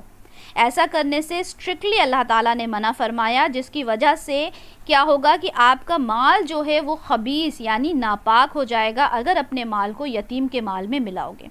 آیت نمبر 3 میں ہمیں کیا ملتا ہے کہ یتیم بچیاں جو تمہاری کفالت میں ہیں ان سے اگر تم نکاح کرنا چاہتے ہو، اگر تمہارا انٹینشن جسٹ ہے، انٹینشن اگر تمہارا نیک ہے تو ٹھیک ہے، لیکن صرف اس وجہ سے تم ان سے نکاح کرنا چاہتے ہو کہ ان کا مال تم ہڑپ کر لو تو ان سے نکاح مت کرو، ٹھیک ہے؟ اگر ان کے حق مہر ادا نہیں کر سکتے تو ان سے نکاح مت کرو۔ اسی آیت میں ہے 4 نکاح کی جو اجازت دی گئی وہ اسی آیت میں دی گئی ہے، ٹھیک ہے؟ کہ اب ان سے نکاح نہ کرو لیکن 4 نکاح تک تم کر سکتے ہو۔ اسی میں ایک بات اور ہے کہ اگر 4 کے بیچ تم انصاف نہیں کر سکتے تو ایک ہی نکاح کرو، ٹھیک ہے؟ یہ جو بات کہتے ہیں کہ 4 نکاح کی اجازت ہے، 4 نکاح کی اجازت ہے، اسی آیت میں بات ہے کہ اگر 4 کے بیچ تم انصاف نہیں کر سکتے تو ایک ہی نکاح پہ رہو، ٹھیک ہے؟ لیکن جنگ میں جو لونڈیاں ہوتی ہیں، ٹھیک ہے، جو حلال ہوتی ہیں، ان کے لیے کوئی پابندی نہیں ہے۔ آیت نمبر 4 میں ہم دیکھیں گے کہ عورتوں کے مہر خوش دلی سے ادا کرو، ٹھیک ہے، لیکن اگر وہ کچھ معاف کر دیں تو کوئی گناہ کی بات نہیں ہے۔ آیت نمبر 5 ہے کہ یتیم جب تک نہ سمجھ ہو اس کے مال کی حفاظت کرنا ہے، ٹھیک ہے؟ ان کے خرچ کے لیے اس مال میں سے آپ استعمال کر سکتے ہو۔ اس میں یہ بھی کہا کہ معروف طریقے سے ان سے بات کرو، ٹھیک ہے؟ آیت نمبر 6 میں ہے کہ غنی اگر ہے، کوئی انسان مالدار ہے، کوئی غنی ہے تو یتیم کے مال سے وہ پرہیز کرے، لیکن اگر کوئی غریب ہے، ٹھیک ہے، تو بدستور اس میں سے وہ کچھ استعمال کر بھی سکتا ہے۔ اس میں یہ بھی فرمایا کہ جب اس کا مال واپس کیا جائے، یعنی جب یتیم جب وہ بڑا ہو جائے، اپنے سمجھدار ہو جائے، جب تو اس کا مال ریٹرن کیا جائے تو گواہوں کی موجودگی میں اس کے مال کو ریٹرن کرو، ٹھیک ہے؟ آیت نمبر 7 میں ہے کہ پہلی مرتبہ یہاں پر یہ چیز بتائی گئی کہ عورتیں جو ہیں وہ بھی حصے دار ہوں گی، کس میں؟ وراثت میں۔ پہلے عورتوں کو وراثت میں کوئی حصہ نہیں دیا جاتا تھا، لیکن یہاں پر حکم آیا کہ عورتیں بھی وراثت میں حصے دار ہوں گی۔ آیت نمبر 8 میں ہے کہ جب وراثت تم تقسیم کرو تو یتامہ غریب رشتہ دار جو ہوں ان کو بھی کچھ نہ کچھ اس میں سے دے دیا کرو، ٹھیک ہے؟ اور اسی رکوع کے اینڈ میں اس بات پر یہ اینڈ ہوئی کہ یتیم کا مال ہڑپ جو لوگ کر جاتے ہیں ان کے لیے جہنم کا عذاب ہے۔ تو ہم نے دیکھا اس پورے رکوع میں جو موسٹلی بات ہے یتیم کے بارے میں ہے، عورت کے حقوق کے بارے میں ہے، ٹھیک ہے؟ وراثت میں بھی جو یتامہ ہیں، غریب رشتہ دار ہیں، ان کو کچھ نہ کچھ دے دیا کرو۔ رکوع نمبر 2 آیت نمبر 11 سے آیت نمبر 14 تک ہے۔ یہ رکوع بہت ہی مختصر ہے، صرف 3 آیات ہیں، لیکن بہت ہی جامع آیات ہیں وراثت کو لے کر، ٹھیک ہے؟ پوری کی پوری کتابیں، پوری کی پوری جو قانون ہیں اس کے اوپر لکھے گئے ہیں انہی 4 آیات کے اوپر، ٹھیک ہے؟ تو جب کوئی کسی کا انتقال ہوتا ہے تو سب سے پہلے اس کا جو بھی کوئی قرض ہے، اس کے تدفین کے لیے جو بھی کچھ ادا کرنا ہے وہ ادا کرنا ہے، اور اگر اس نے کوئی وصیت کی ہوگی، وصیت جو بھی اس کا ٹوٹل اس کا جو جائیداد ہے اس کا 1/3 حصہ وہ وصیت کر سکتا ہے۔ تو جب یہ ساری چیزیں نکال دی گئی اس کے بعد جو بچا تو اس میں سے پیرنٹس کو دیا گیا، کتنا؟ 1/6 پیرنٹس کو دیا، اور بیوی کو 1/8 حصہ مل جائے گا، ٹھیک ہے؟ اچھا، اگر ایک بیوی ہے تو بھی 1/8، اور اگر ایک سے زیادہ بیویاں ہیں تو اسی 1/8 میں سے ان کو دیا جائے گا۔ ایسا نہیں کہ ہر بیوی کو 1/8 نہیں، اسی 1/8 میں سے جتنی بھی بیویاں ہوں گی ان کو دیا جائے گا، ٹھیک ہے؟ اب جب پیرنٹس کو ہو گیا، وائف کو ہو گیا، پھر آتی ہے اولاد۔ بیٹے کا حصہ بیٹی سے ڈبل ہوگا، یعنی اگر ایک بیٹا اور ایک بیٹی ہے تو 2 حصے بیٹے کو دیے جائیں گے اور 1 حصہ بیٹی کا ہوگا، ٹھیک ہے؟ اب اگر کسی کے صرف بیٹیاں ہی بیٹیاں ہوں، بیٹا نہ ہوں، تو 2/3 شیئر جو ہے وہ بیٹیوں کو جائے گا، اور 1/3 شیئر جو ہے وہ واپس سے کس کو چلا جائے گا؟ باپ کے پاس۔ اگر ایک ہی بیٹی ہے، کوئی بیٹا نہیں ہے، دوسری کوئی بیٹی نہیں، اکلوتی بیٹی ہے، تو 50% جائے گا بیٹی کو اور ریمیننگ 50% چلا جائے گا باپ کو، ٹھیک ہے؟ اگر اولاد نہیں ہے تو 1/3 ماں کو جائے گا اور 2/3 باپ کو جائے گا، ٹھیک ہے؟ یہ کب ہے؟ جب اولاد نہیں ہے، ٹھیک ہے، بھائی بہن بھی نہیں ہیں، اور اگر بھائی بہن ہوں گے تو 1/6 ماں کو جائے گا اور 5/6 کس کو جائے گا؟ باپ کو جائے گا، ٹھیک ہے۔ اگر بیوی فوت ہو جائے، ٹھیک ہے، بیوی فوت ہو گئی ہے تو ہسبینڈ کو جائے گا 1/4 حصہ اگر اس کی اولاد ہے تو، لیکن اگر بیوی فوت ہو گئی اور اگر اولاد نہیں ہے تو ہسبینڈ کو جائے گا ہاف، ٹھیک ہے۔ یہ ہم نے بہت ڈیٹیل میں یہ لیکچر ہم نے الحمدللہ کیا ہے، یہاں صرف ہم مین پوائنٹس لے رہے ہیں ریویژن کے حساب سے، ٹھیک ہے۔ اچھا، ہم نے یہ پڑھا کہ بیوی کو 1/8 شیئر جائے گا، ٹھیک ہے، لیکن اگر اس کی اولاد نہ ہو تو بیوی کو 1/4 شیئر ملے گا۔ اسی میں ہم کلالہ کے بارے میں پڑھیں گے، وہ میت جس کے نہ تو والدین ہیں اور نہ ہی اولاد، تو اسے کلالہ کہتے ہیں، اور اس کی وراثت کس طرح ہوگی کہ اگر ایک بھائی اور ایک بہن ہے تو 1/6 شیئر ہوگا، ٹھیک ہے، یعنی صرف ایک بھائی ہے، بہن نہیں ہے، یا صرف ایک بہن ہے کوئی اور نہیں ہے، اکلوتا بھائی اکلوتی بہن کی بات ہو رہی تو 1/6 شیئر جائے گا، زیادہ بھائی بہن ہوں گے تو 1/3 شیئر جائے گا۔ اس کی اور ڈیٹیل ہم پڑھیں گے اسی سورہ کی آخری آیت میں، ٹھیک ہے، 176 جو آیت ہے اس میں ہم انشاءاللہ تعالیٰ ڈیٹیل پڑھیں گے۔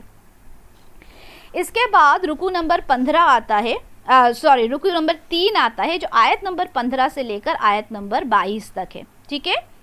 اس رکوع میں اس وقت کے معاشرے میں جو بے حیائی اس وقت چل رہی تھی اس کو روکنے کے لیے احکام نازل ہوئے ہیں، ٹھیک ہے۔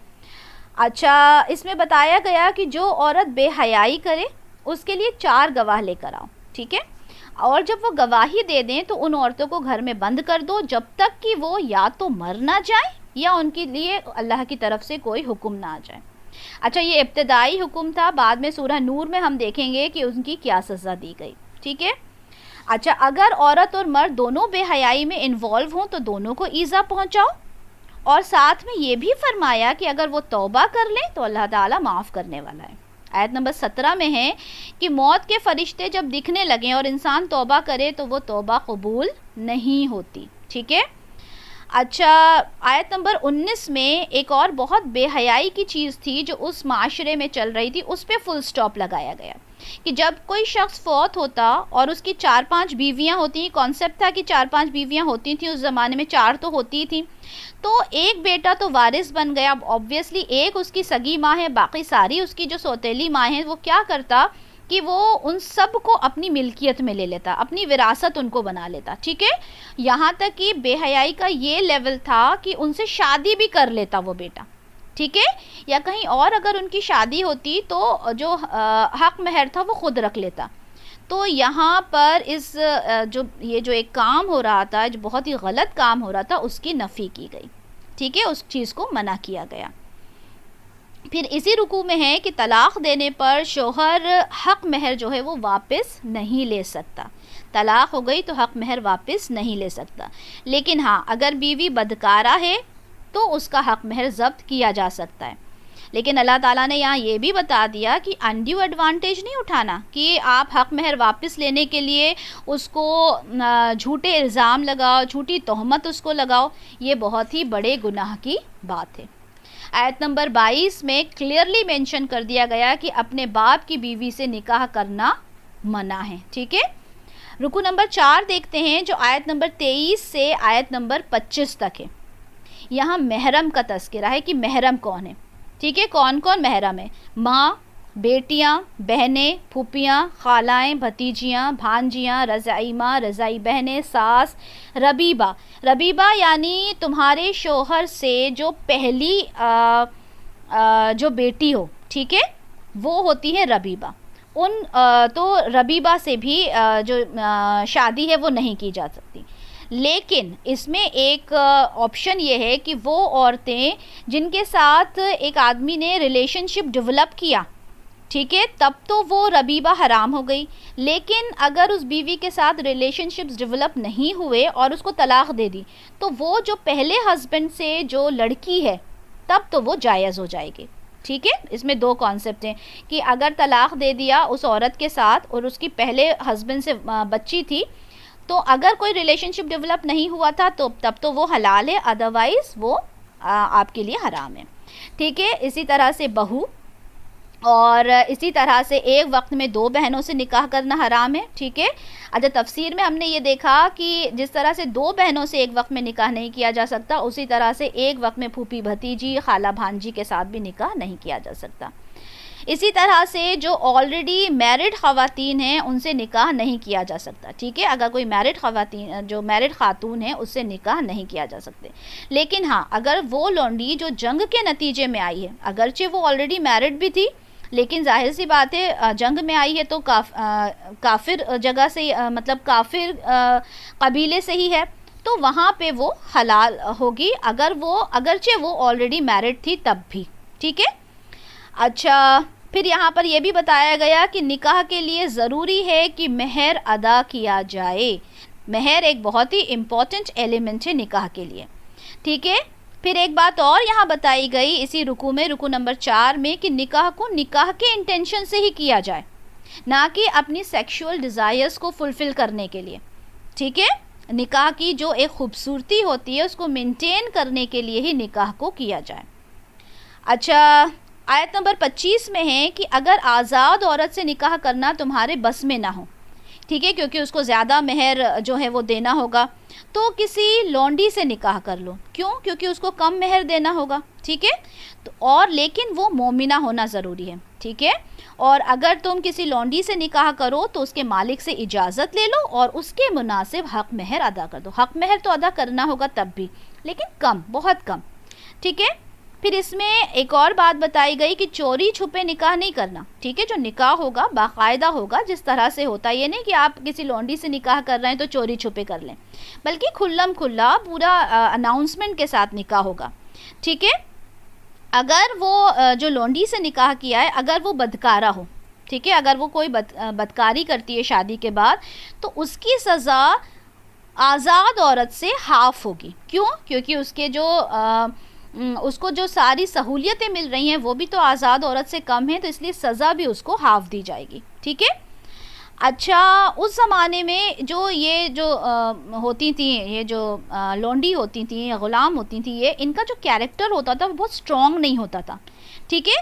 وہ اس طرح کی بدکاریوں میں انوالو ہوتی تھیں، تو اس لیے یہاں پر یہ بھی اللہ تعالیٰ نے فرمایا کہ اگر تمہیں بہت ہی زیادہ ڈیزائر ہو، ٹھیک ہے، تب تو تم کسی لونڈی سے نکاح کرو، ادروائز اپنے لیے تم صبر کرو، یہ زیادہ تمہارے لیے بہتر ہے۔ یعنی جب تک تم مہر کا انتظام نہ کر لو، جب تک تم اپنے آپ کو روکے رکھو، لیکن اگر تمہیں لگتا ہے کہ میں کسی غلط کام میں چلا جاؤں گا تو اس سے بہتر ہے کہ تم کسی لونڈی سے ہی نکاح کر لو، ٹھیک ہے۔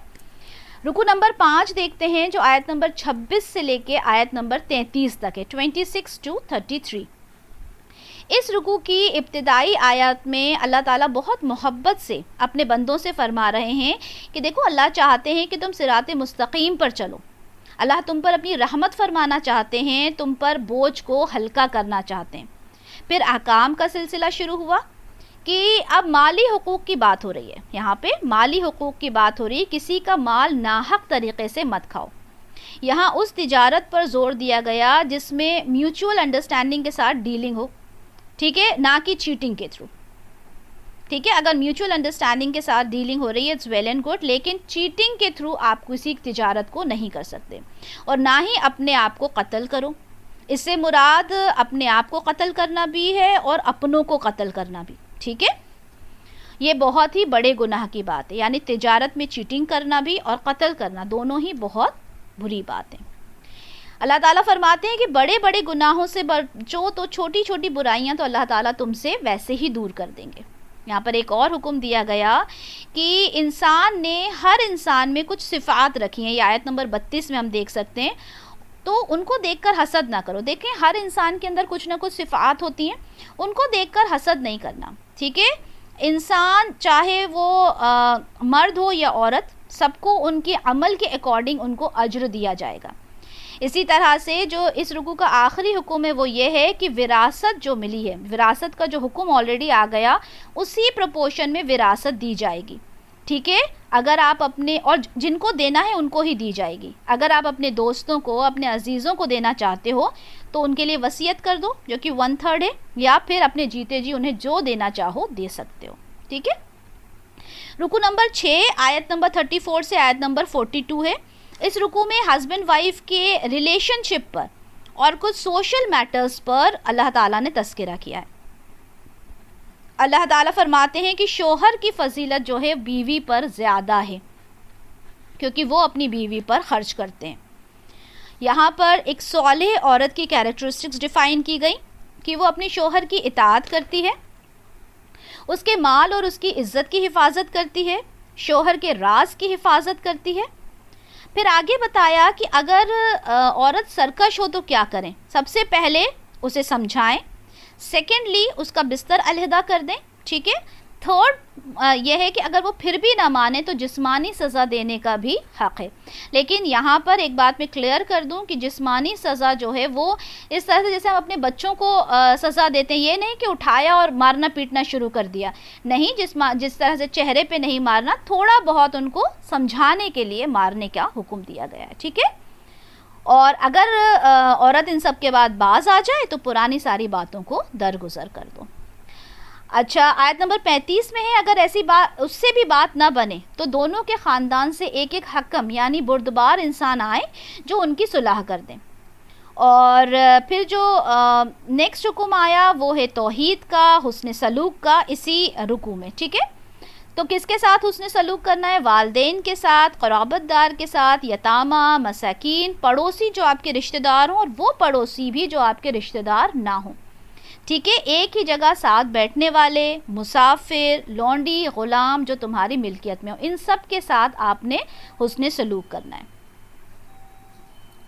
اللہ تعالیٰ کنجوسی کو ناپسند کرتے ہیں، اس سے منع فرمایا گیا.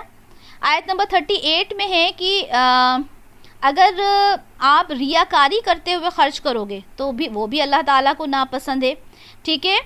آیت نمبر 40 میں ہے کہ اللہ تعالیٰ نیکیوں کا بدلہ بڑھا کر دیتے ہیں، ٹھیک ہے. جس طرح سے ہم نے دیکھا کہ نیکیاں اللہ تعالیٰ بے حساب 700 گنا تک بڑھا دیں گے، ٹھیک ہے، لیکن نیکی کا بدلہ بڑھا کر دیتے ہیں، اور جو گناہ ہے گناہ کے بدلے ایک ہی گناہ ہوتا ہے، ٹھیک ہے. آیت نمبر 41-42 میں اللہ تعالیٰ قیامت کے دن رسول اللہ علیہ وسلم سے پوچھیں گے، انہیں گواہ بنا کر ان سے پوچھیں گے، انہیں گواہ بنایا جائے گا، جس پہ رسول اللہ علیہ وسلم کہیں گے کہ میں نے تو تیرا پیغام اللہ تعالیٰ ان تک پہنچا دیا، ٹھیک ہے. اور اس دن جو کافر ہوں گے وہ پشیمان ہوں گے. رکوع نمبر 7 جو کہ آیت نمبر 43 سے آیت نمبر 50 تک ہے، اس رکوع میں ہم دیکھیں گے کہ تیمم کا حکم آیا. نشے میں نماز نہ پڑھنے کے لیے کہا گیا، نہ ناپاکی میں نماز پڑھنا، ٹھیک ہے. یہاں پر پھر سے یہودیوں کے توڑ مروڑ کر بولنے کی حقیقت بیان کی گئی، قرآن پر ایمان لانے کی دعوت دی گئی، اور شرک ایک گناہ عظیم ہے یہ بات بتائی گئی، ٹھیک ہے. یہ ساری چیزیں ہم رکوع نمبر 7 میں دیکھیں گے. آیت نمبر 43 میں ہے کہ نشے کی حالت میں نماز کے قریب جانے سے منع فرمایا گیا. جنابت کی حالت میں بھی نماز نہ پڑھی جائے جب تک کہ انسان غسل کر لے. یہاں تیمم کا حکم بھی صادر ہوا کہ اگر تم مریض ہو، ٹھیک ہے، مریض ہو، تمہارے لیے پانی یوز کرنا منع ہے، یا تم سفر میں ہو اور غسل یا وضو تم پر واجب ہو جائے اور تمہیں پانی نہ ملے، تو کیا کرو؟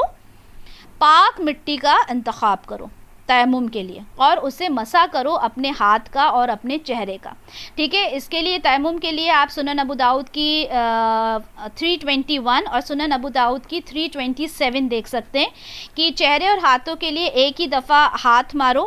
اسی طرح ایک ہے کہ ہاتھ کو زمین پر مارو، بائیں سے دائیں ہاتھ اور دائیں سے بائیں ہاتھ پر ہتھیلیوں تک پھیرو، پھر چہرے کا مسح کرو. یہ آپ کو احادیث میں اچھے سے مل جائے گا، اور لیکچر میں ہم نے بہت اچھے سے اس کو پڑھا ہے، ٹھیک ہے. آیت نمبر 46 میں ہم دیکھیں گے کہ کس طرح یہودی باتوں کو توڑ مروڑ کر پیش کرتے تھے. جیسے ان کو سمعنا و اطعنا کہا جاتا تو وہ کہتے تھے سمعنا و عصینا، ٹھیک ہے.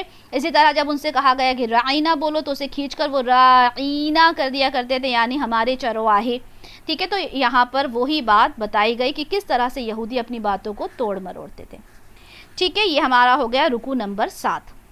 ہم پہنچتے ہیں رکوع نمبر 8 کی طرف، جو کہ آیت نمبر 51 سے آیت نمبر 59 تک ہے، ٹھیک ہے. اس رکوع کے پہلے حصے میں اللہ ان لوگوں کو دردناک عذاب سے ڈرا رہے ہیں جو طاغوت کی پیروی کرتے ہیں، اور جنت کی خوشخبری دے رہے ہیں ایمان والوں کو، ٹھیک ہے. طاغوت کیا ہوتا ہے ہم نے بہت اچھے سے دیکھا، ہر وہ چیز جو آپ کو اللہ سے دور کر دے، ٹھیک ہے، وہ طاغوت ہے. آپ اللہ کو چھوڑ کے جس کی عبادت کریں وہ طاغوت ہے. ٹھیک ہے. اس رکوع کے دوسرے حصے میں بہت اہم بات بیان کی گئی ہے. یہاں پر سیاسی نظام میں آپ جو بھی فیصلے کرتے ہیں ان کو حق کے ساتھ فیصلہ کرنا, ٹھیک ہے, اللہ کی طرف سے امانت ہے. یہاں پہ امانت بتائی گئی کہ اللہ کی طرف سے امانت ہے کیا, اگر آپ حق کے ساتھ فیصلہ کرتے ہیں, ٹھیک ہے. اگر آپ اپنی ذاتی فائدے کے لیے اگر آپ کوئی فرمان جاری کرتے ہیں تو وہ خیانت ہوگی, ٹھیک ہے. امانت, ایک تو امانت وہ ہوتی ہے جو ہم سمجھتے ہیں کسی کے پاس امانت ہم نے رکھی وہ, اور اس کے علاوہ جو ہم فیصلہ کرتے ہیں اگر ہم نے حق کے ساتھ فیصلہ کیا تو وہ بھی امانت ہے. دوسری بات جو یہاں بیان کی گئی وہ جوڈیشل آسپیکٹ سے بیان کی گئی. جوڈیشل آسپیکٹ یعنی جو آپ فیصلہ کرتے ہو لوگوں کے ساتھ وہ عدل کے ساتھ کرو, انصاف کے ساتھ کرو. اور تیسری بات اس رکوع میں بتائی گئی کہ اسلامی ریاست کی تو بنیاد ہے وہ کیا ہونا چاہیے, جس میں سب سے پہلے بات جو انکلوڈ کی گئی لیجسلیشن میں وہ یہ کہ اللہ اور اللہ کے رسول کی اطاعت کرو.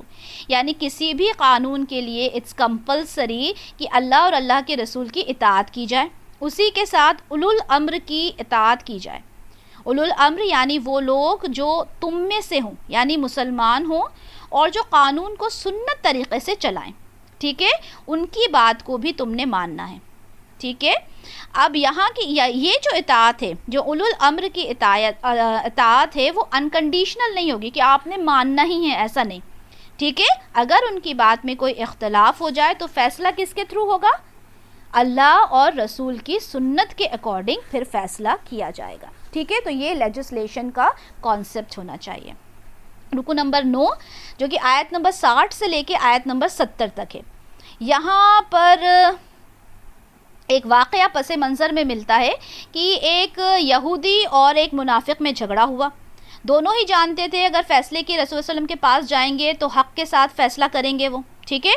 اب چونکہ یہودی جو تھا وہ حق پر تھا اور اس نے رسول اللہ علیہ وسلم کے پاس جا کر اپنی بات کہی. اب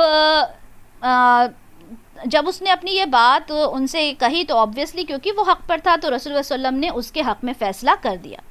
اب منافق تو پہلے یہ چاہتا تھا کہ ہم اپنا جو یہ کیس ہے وہ میں جو یہودیوں کا سردار ہے کعب بن اشرف ان کے پاس لے کر جاؤں, ٹھیک ہے, لیکن وہ سب کچھ نہیں ہوا. اب منافق نے کیا کیا کہ وہ حضرت عمر رضی اللہ تعالیٰ عنہ کے پاس گیا اور کہا کہ میں ان سے فیصلہ کروانا چاہتا ہوں, کیونکہ اس کو معلوم تھا کہ جو عمر رضی اللہ تعالیٰ عنہ ہیں وہ یہودیوں سے بہت زیادہ نفرت کرتے ہیں. جب وہاں گئے تو یہودی نے کہا کہ یہ رسول اللہ صلی اللہ علیہ وسلم نے اس کا فیصلہ میرے حق میں آلریڈی کر دیا ہے. تو حضرت عمر رضی اللہ تعالیٰ عنہ نے اس منافق کا سر قلم کر دیا یہ کہتے ہوئے کہ جو رسول کا فیصلہ نہیں مانتا اس کے لیے میرا فیصلہ یہی ہے. اس پر منافق کا جو خاندان تھا وہ رسول صلی اللہ علیہ وسلم کے پاس گیا اور اس نے حضرت عمر رضی اللہ تعالیٰ عنہ پر قتل کا دعویٰ کیا کہ دیکھیں ہمارا تو انسان جو تھا وہ فیصلے کے لیے گیا تھا.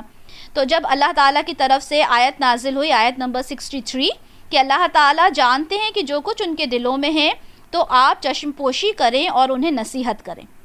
اس آیت کے بعد رسول صلی اللہ علیہ وسلم نے حضرت عمر رضی اللہ تعالیٰ عنہ کو بری قرار دیا اور اسی دن سے آپ کا جو لقب تھا وہ عمر فاروق رضی اللہ تعالیٰ عنہ ہوا, یعنی فاروق کا مطلب حق اور باطل میں فرق کرنے والا, ٹھیک ہے. اس کے بعد اس رکوع میں احکام ہم دیکھ لیتے ہیں کہ کیا احکام ہے. کہ طاغوت کا انکار کریں, ٹھیک ہے, رسول اللہ اور اللہ کے رسول کی اطاعت کرنا ہے. جب تک رسول کی اطاعت نہیں کی جائے گی وہ انسان مومن نہیں ہو سکتا. یعنی مومن ہونے کے لیے یہ کمپلشن ہے کہ انسان کیا کرے, رسول کی اطاعت کرے. رکوع نمبر 10 آیت نمبر 71 سے آیت نمبر 76 ہے. اس رکوع میں قتال فی سبیل اللہ کا ذکر ہے, ٹھیک ہے. قتال منافق کے اوپر بہت ہی بھاری چیز تھی اور وہ بہانے بنایا کرتے تھے کہ ہم تو نکلنے والے تھے لیکن ایسا ہو گیا ویسا ہو گیا, ٹھیک ہے. اور جب مسلمان جنگ جیت کر آ جاتے تو کہتے کہ ارے میں بھی چلا جاتا تو یہ جو سکسیس ملی ہے اس میں کچھ میرا بھی نام ہو جاتا, ٹھیک ہے. تو یہ ساری باتیں اس رکوع میں ہیں. یہاں اس رکوع میں ان مسلمانوں کے لیے قتال کا حکم دیا جا رہا ہے جو مختلف علاقوں میں پھنسے ہوئے تھے, ٹھیک ہے. ان کے لیے قتال کیا جائے, جس میں کمزور مرد تھے, عورتیں تھیں, بچے تھیں, ٹھیک ہے. اب دیکھیں قتال جو ہوتا ہے وہ تو دونوں طریقے سے ہوتا ہے، یعنی ایک حق پر بھی ہوتا ہے اور ایک غلط طریقے سے بھی ہوتا ہے. تو قتال فی سبیل اللہ بھی ہوتا ہے اور قتال طاغوت کے لیے بھی ہوتا ہے. ٹھیک ہے، لیکن طاغوت کے لیے جو قتال کیا جاتا ہے ظاہر سی بات ہے اس میں شکست ہی انسان کھاتا ہے. ٹھیک ہے، یہ ساری باتیں ہمیں رکوع نمبر 10 میں ملتی ہیں. رکوع نمبر 11 آیت نمبر 77 سے لے کے آیت نمبر 77 to 87 ہے رکوع نمبر 11. اس رکوع میں ہمیں منافق کی بہت ساری چالوں سے آگاہ کیا گیا اور کچھ اخلاقی آداب ہمیں اس میں سکھائے گئے. ٹھیک ہے، جب مسلمان مکہ میں تھے تو کیا تھا، ان کو ہاتھ باندھنے کے لیے اللہ تعالیٰ نے کہا تھا، چاہے کتنے بھی ظلم اور ستم ہو جائیں وہ وہاں پہ مطلب اپنے آپ کو بچانے کے لیے لڑ نہیں سکتے تھے کیونکہ اللہ کی طرف سے حکم نہیں آیا تھا. تو اس کے ساتھ نماز کا اور زکوٰۃ کا حکم بھی دیا گیا تاکہ انسان اپنے مال کو اللہ کی راہ میں خرچ کرنا سیکھے اور نماز کے ذریعے اپنے وقت کو اللہ کے راستے میں خرچ کرے. اور روحانی تربیت کے لیے بھی نماز بے حد ضروری ہے تاکہ وہ نماز پڑھتے ہیں تو کیا ہوتے ہیں، امام کو ہم فالو کرتے ہیں. ٹھیک ہے، تو یہ ساری چیزوں کا حکم دیا گیا تاکہ انسان اپنے مال کو، اپنے وقت کو اور امام کو سمجھ سکے. ٹھیک ہے. اچھا، اب جب یہ مدینہ میں تھے تو جہاد کا حکم ہوا تو وہاں کے جو منافق تھے انہوں نے کیا کہنا شروع کر دیا کہ ارے اتنی کیا جلدی تھی، ابھی تھوڑا اور وقت کر لیتے. تو یہاں اللہ تعالیٰ فرما رہے ہیں کہ جس دنیا کے لیے تم یہ سب بہانے بنا رہے ہو، یہ تم سب کچھ کر رہے ہو، یہ تو فانی ہے، یہ تو ختم ہو جانے والی ہے. اگر تم سمجھتے ہو کہ اس طرح سے تم موت سے بچ جاؤ گے تو یہ موت تو مضبوط قلعوں میں بھی آ کر رہے گی. منافق جب بھی کوئی خیر آتی تو وہ کیا کہتے کہ یہ تو اللہ کی طرف سے ہے، اور اگر کوئی تکلیف ان کو پہنچتی تو وہ کیا کہتے کہ یہ رسول اللہ صلی اللہ علیہ وسلم کی وجہ سے ہوئی ہے. ٹھیک ہے، تو یہاں اللہ تعالیٰ فرماتے ہیں کہ جو کچھ بھی ہے سب اللہ کی طرف سے ہی ہے. بلکہ اللہ تعالیٰ یہ فرماتے ہیں کہ جو بھی بھلائی تم کو پہنچتی ہے وہ اللہ کی طرف سے ہے، لیکن جو بھی برائی ہوتی ہے وہ تمہارے خود کے نفس کی وجہ سے ہے. ٹھیک ہے، یہاں پھر اطیع اللہ وطیع الرسول کی ترغیب دلائی گئی ہے. منافق رات کے اندھیرے میں رسول اللہ علیہ وسلم کے خلاف پلاننگز کرتے تھے اور دن میں آ کے ان کی مجلس میں بیٹھ جایا کرتے تھے. تو اللہ تعالیٰ آیت نمبر 82 میں فرماتے ہیں کیا یہ لوگ قرآن پر غور نہیں کرتے؟ کیونکہ اگر یہ کلام کسی اور کا ہوتا تو جگہ جگہ اس میں اختلاف پاتے، لیکن ہم دیکھتے ہیں قرآن میں کسی طرح کا اختلاف نہیں ہے. ٹھیک ہے، منافق مسلمانوں کو پریشان کرنے کے لیے افواہیں پھیلا دیا کرتے تھے. ٹھیک ہے، کوئی بھی بات ہوتی، کچھ بھی ہوتا تو کیا کرتے، اس کو بڑھا چڑھا کر بولتے تاکہ وہ مسلمان پریشان ہو جائیں. یہاں ایک بہت امپورٹنٹ بات اللہ تعالیٰ نبی کریم صلی اللہ علیہ وسلم سے فرما رہے ہیں کہ اب تیار رہیں اللہ کی راہ میں جہاد کرنے کے لیے. اگر آپ کے ساتھ کوئی نکلتا ہے تو ٹھیک ہے، نہیں تو آپ اکیلے ہی نکل جائیں. ٹھیک ہے، یہاں پر مومنوں کو بھی جنگ کی ترغیب دلائی گئی کہ مومنوں کو جنگ کے لیے تیار کریں، لیکن اس میں یہ بھی کہا گیا کہ اگر آپ کو اکیلے نکلنا پڑے تو بھی آپ نکلیں. ٹھیک ہے، پھر آگے آپ اللہ تعالیٰ آپ صلی اللہ علیہ وسلم کو ہمت دلاتے ہوئے کہتے ہیں کہ جلد ہی کفار کی قوت پست ہونے والی ہے. یہ بھی بتا دیا کہ دیکھیں آپ جنگ کے لیے نکلیں تو کفار بہت جلد پست ہونے والا ہے. آیت نمبر 85 اور 86 میں ہمیں آداب بتائے گئے. ٹھیک ہے، کہ انسان کسی اچھے کام کے لیے سفارش کر سکتا ہے.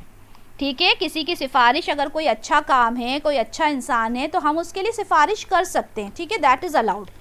اسی طرح سے جب کوئی سفارش کی جائے گی اور وہ اچھا کام ہوگا تو کیا ہوگا، اس سفارش کے لیے جو بھی وہ اچھا کام کرے گا تو جو سفارش کر رہا ہے اس کو بھی اس کا اجر ملے گا.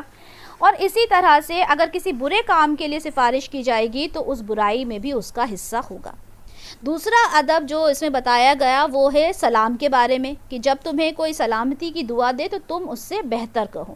جس طرح سے ہم کہتے ہیں نا کہ السلام علیکم ورحمۃ اللہ وبرکاتہ. کوئی آپ کو سلام کہے تو آپ اس سے اور بہتر کہو. کوئی السلام علیکم کہے تو السلام علیکم ورحمۃ اللہ کہو. ٹھیک ہے، اور کوئی السلام علیکم ورحمۃ اللہ کہے تو السلام علیکم ورحمۃ اللہ وبرکاتہ کہو. ٹھیک ہے، تو بہتر سے بہتر دعا دیا کرو. اس کے بعد رکوع نمبر ہم 12 دیکھتے ہیں. اس میں ان منافقین کے بارے میں بات ہو رہی ہے جو اسلام قبول کرنے کا دعویٰ تو کرتے تھے لیکن ہجرت کر کے دارالاسلام یعنی مدینہ کی طرف نہیں آنا چاہتے تھے. تو کچھ مسلمانوں کا کہنا تھا کہ دیکھیں یہ ایمان تو لے کر آ گئے ہیں، اب ہجرت نہیں کر سکتے، تو کوئی بات نہیں ہے، کوئی ایشو نہیں ہے۔ تو اللہ تعالیٰ یہاں فرما رہے ہیں کہ جب ہجرت کا حکم اللہ کی طرف سے آیا اور اگر اسے نہیں مان رہے تو وہ مومن نہیں ہو سکتے، بلکہ وہ منافق ہیں۔ کیوں؟ کیونکہ وہ حکم ہجرت کا اللہ کی طرف سے آیا تھا۔ تو اگر ایسے منافق تم کو ملیں، ٹھیک ہے، اگر ایسے منافق تم کو ملتے ہیں تو تم انہیں قتل کرو، سوائے ان کے جن کے قبیلوں کے ساتھ تمہارے صلح کا معاہدہ ہو یا جن کے اندر لڑنے کی ہمت نہ ہو، ان کو چھوڑ کے باقی کے ساتھ جو منافق ہیں ان کے ساتھ تم قتال کرو۔ رکوع نمبر 13 میں آیت نمبر 92-96 تک ہے، اس میں یہاں پہ مومن کے قتل کا کفارہ بیان کیا گیا، ٹھیک ہے، کہ مومن کا اگر قتل ہو جائے تو اس کا کفارہ کیا ہوگا۔ اگر قاتل اور مقتول دونوں مسلمان ہیں، ٹھیک ہے، اور قاتل کہتا ہے کہ مجھ سے جان بوجھ کر نہیں بلکہ مجھ سے انجانے میں یہ قتل ہو گیا، تو اب قتل خطا کے بدلے قاتل کی جان نہیں لی جائے گی بلکہ اسے ایک مسلمان غلام آزاد کرنا ہوگا، اور دیت یعنی خون بہا مقتول کے گھر والوں کو ادا کرنا ہوگا، الا یہ کہ وہ معاف کر دیں۔ خون بہا کیا ہوتا ہے؟ کمپنسیشن ہوتا ہے، جو ان ٹرمز آف منی یا پھر ان ٹرمز آف جو چیز ہوتی ہے مویشی وغیرہ یا اس کے جو بھی ان کا ڈیسائیڈ ہوتا ہے اس کے تھرو وہ کمپنسیشن دیا جاتا ہے، ٹھیک ہے۔ اچھا، اگر مقتول تو مومن تھا، ٹھیک ہے، لیکن اس کے گھر والے کافر تھے، یعنی وہ اس قبیلے کا تھا جس میں باقی لوگ تو کافر تھے لیکن وہ ایمان لے کر آ گیا تھا، تو اس کو کمپنسیشن خون بہا نہیں دیا جائے گا بلکہ صرف ایک غلام آزاد کرنا ہوگا۔ لیکن اگر مقتول کسی ایسے قبیلے کا تھا جس کے ساتھ تمہارا معاہدہ ہو، صلح کا معاہدہ ہوتا تھا نا کچھ قبیلوں کے ساتھ پہلے، اگر ایسے قبیلے سے کوئی انسان تم سے قتل ہو گیا تو پھر کیا ہوگا؟ تو تمہیں اس کا خون بہا بھی دینا ہوگا اور اس کو ایک مومن غلام بھی تمہیں آزاد کر کے دینا ہوگا۔ اب انسان کے پاس اتنا نہیں ہے کہ وہ ایک غلام کو آزاد کرے، تو کیا کرنا ہوگا؟ اسے مسلسل 2 مہینے کے روزے رکھنا ہوں گے، ٹھیک ہے، اور یہ توبہ کا طریقہ اللہ کی طرف سے ہے، اور یہ جو روزے رکھے جائیں گے یہ مسلسل رکھے جائیں گے، ٹھیک ہے۔ اب اگر انسان بنا کسی جینیون ریزن کے اگر روزہ چھوڑ دیتا ہے تو اسے دوبارہ سے 2 مہینے کے روزے رکھنا دوبارہ سے شروع ہوں گے، ٹھیک ہے۔ اور اگر انسان جان بوجھ کر قتل کرتا ہے تو پھر اس کے لیے تو جہنم ہی ہے، ٹھیک ہے۔ اچھا، آیت نمبر 94 میں ہے کہ اس زمانے میں مسلمان اور جو کافر تھے ان کو دیکھ کر یہ پہچان پانا مشکل تھا کہ وہ مطلب مسلمان ہیں کہ نہیں، کیونکہ دیکھیں اس زمانے میں ان کا جو پہناوا وغیرہ ہوتا تھا سب ایک سا ہی ہوتا تھا، تو اگر وہ زبان سے کلمہ پڑھ لیں اور کہہ دیں کہ میں مسلمان ہوں تو آپ کو اس بات کا اعتبار کرنا ہوگا کہ وہ مسلمان ہیں اگر وہ کہہ دیں تو۔ اور اس کے لیے ایک جو پس منظر ہے وہ یہ ہے کہ اسامہ رضی اللہ تعالیٰ عنہ نے ایک کافر سے مقابلہ کیا اور جب وہ مرنے لگا بالکل تو اس نے کلمہ پڑھ لیا، لیکن اسامہ رضی اللہ تعالیٰ عنہ نے کیا کہا کہ یہ تو مطلب اس نے اپنی جان بچانے کے لیے کلمہ پڑھا ہے، اور اسامہ رضی اللہ تعالیٰ عنہ نے اس کا قتل کر دیا۔ تو تب یہ آیت نازل ہوئی کہ دیکھو اگر وہ کلمہ پڑھ لیں تو تم نے اگر زبان سے کلمہ پڑھ لیں تو سمجھو کہ وہ مسلمان ہے، ٹھیک ہے۔ یہاں پر اللہ تعالیٰ نے جہاد کرنے والوں کو فضیلت دی ان لوگوں سے جن لوگوں نے بنا کسی ریزن کے جہاد نہیں کیا، ٹھیک ہے۔ پھر اللہ تعالیٰ نے اس میں یہ بھی بتایا کہ قتال فی سبیل اللہ کرنے والوں کے لیے اللہ کی طرف سے بلند درجات ہیں۔ رکوع نمبر 14 ہم دیکھتے ہیں، آیت نمبر 97 سے آیت نمبر 100 تک ہے، اور اس رکوع میں ان لوگوں کے حالات بیان کیے گئے ہیں جنہوں نے جان بوجھ کر ہجرت نہیں کی۔ اللہ تعالیٰ فرماتے ہیں کہ ان کا ٹھکانہ جہنم ہوگا، الا یہ کہ وہ عورتیں ہوں، بچے ہوں، کمزور لوگ ہوں، ٹھیک ہے۔ اللہ تعالیٰ کہتے ہیں کہ جو لوگ اللہ کے لیے ہجرت کریں گے اللہ کی طرف سے ان کے لیے انعامات ہیں۔ رکوع نمبر 15 آیت نمبر 101 سے آیت نمبر 103 ہے، اس میں صلاۃ الخوف کا ڈیٹیلڈ طریقہ بیان ہے، ٹھیک ہے۔ اور یہ حکم ہم دیکھتے ہیں اس کی تفسیر میں کہ صلاۃ الخوف کے بارے میں یہ حکم ہے، اور اس میں کیا ہوا کہ حضور صلی اللہ علیہ وسلم نے 1 رکعت نماز پڑھا دی اور اس کے بعد آپ بیٹھے رہے، ٹھیک ہے، 1 رکعت نماز پڑھا کر آپ بیٹھے رہے، دوسری رکعت کے لیے کھڑے نہیں ہوئے، جبکہ جو مقتدی تھے انہوں نے دوسری رکعت خود ادا کر لی، 2 رکعتیں پوری کر کے وہ واپس چلے گئے، ٹھیک ہے، اور دوسرے گروہ کے لوگ جو اب تک نماز میں شریک نہیں ہوئے تھے، نماز کے لیے حضور صلی اللہ علیہ وسلم کے پیچھے آ کر کھڑے ہو گئے، اور حضور صلی اللہ علیہ وسلم نے دوسری رکعت اس گروہ کے لوگوں کی موجودگی میں پڑھائی، اس کے بعد حضور صلی اللہ علیہ وسلم نے سلام پھیر لیا، لیکن مقتدی جو تھے انہوں نے اپنی دوسری رکعت ادا کر لی، ٹھیک ہے۔ اس طریقے سے لشکر میں سے کوئی شخص بھی حضور صلی اللہ علیہ وسلم کی امامت کے شرف سے اور سعادت سے محروم نہیں رہا، ٹھیک ہے۔ پھر اللہ تعالیٰ فرماتے ہیں کہ اگر تلوار، نیزہ وغیرہ جسم سے بندھے ہوئے ہوں اور اس حالت میں نماز پڑھنا مشکل ہو تو اسلحہ وغیرہ کھول کر علیحدہ رکھ دیں، اس میں کوئی حرج نہیں ہے، بشرطے کہ جنگ کی حالات جو ہیں اس بات کی اجازت دیتے ہوں، لیکن ڈھال وغیرہ جو ہیں وہ اپنے پاس موجود رکھیں تاکہ اچانک اگر کوئی حملہ ہو جائے تو انسان فوری طور پر اس حملے سے بچ سکے، ٹھیک ہے۔ تو اس رکوع میں ہمیں پورا جو صلاۃ الخوف ہے اس کا تذکرہ ملتا ہے، اور یہاں سے ایک بہت امپورٹنٹ بات ہمیں یہ پتہ چلتی ہے کہ دیکھیں نماز کتنی امپورٹنٹ چیز ہے کہ خوف اور بالکل اگر جنگ کا ماحول ہے تو اس میں بھی نماز جو ہے وہ آپ کی آپ چھوڑ نہیں سکتے۔ رکوع نمبر 16 آیت نمبر 104 سے 112 تک ہے۔ اس رکوع میں جو آیات ہیں اس میں اللہ تعالیٰ رسول اللہ علیہ وسلم کو کلیئرلی سمجھا رہے ہیں کہ وہ خیانت کرنے والوں کے حمایتی نہ بنے، اور جو لوگ خیانت کرنے والوں کو ساتھ دنیا میں دے رہے ہیں، قیامت کے دن کون ان کی طرف سے جھگڑا کرے گا۔ ہوا یہ کہ ایک منافق تھا، اس نے کسی مسلمان کے گھر سے چوری کر لی اور وہاں سے نکلا، اور اس نے جب اس کو یہ احساس ہوا کہ میں پکڑا جاؤں گا تو اس نے یہودی کے گھر پہ وہ کچھ آٹا وغیرہ تھا وہ رکھ دیا۔ اب جب وہ پکڑا گیا اور تو اس نے صاف منع کر دیا کہ میں نے تو یہ چوری نہیں کی بلکہ اس یہودی نے چوری کی، ٹھیک ہے۔ اب جب یہ فیصلہ ہوا تو رسول اللہ صلی اللہ علیہ وسلم کا بھی جو ان کا بھی حساب اسی مطلب منافق کی طرف ہی گیا کہ جو چور ہے یہ اس نے چوری نہیں کی بلکہ یہودی نے ہی چوری کی ہے۔ تو پھر اللہ تعالیٰ نے یہاں کہا کہ دیکھو جو خیانت کرنے والے ہیں ان کے حمایتی نہ بنو۔ رکوع نمبر 17 دیکھتے ہیں جو آیت نمبر 113 سے آیت نمبر 115 پر ہے۔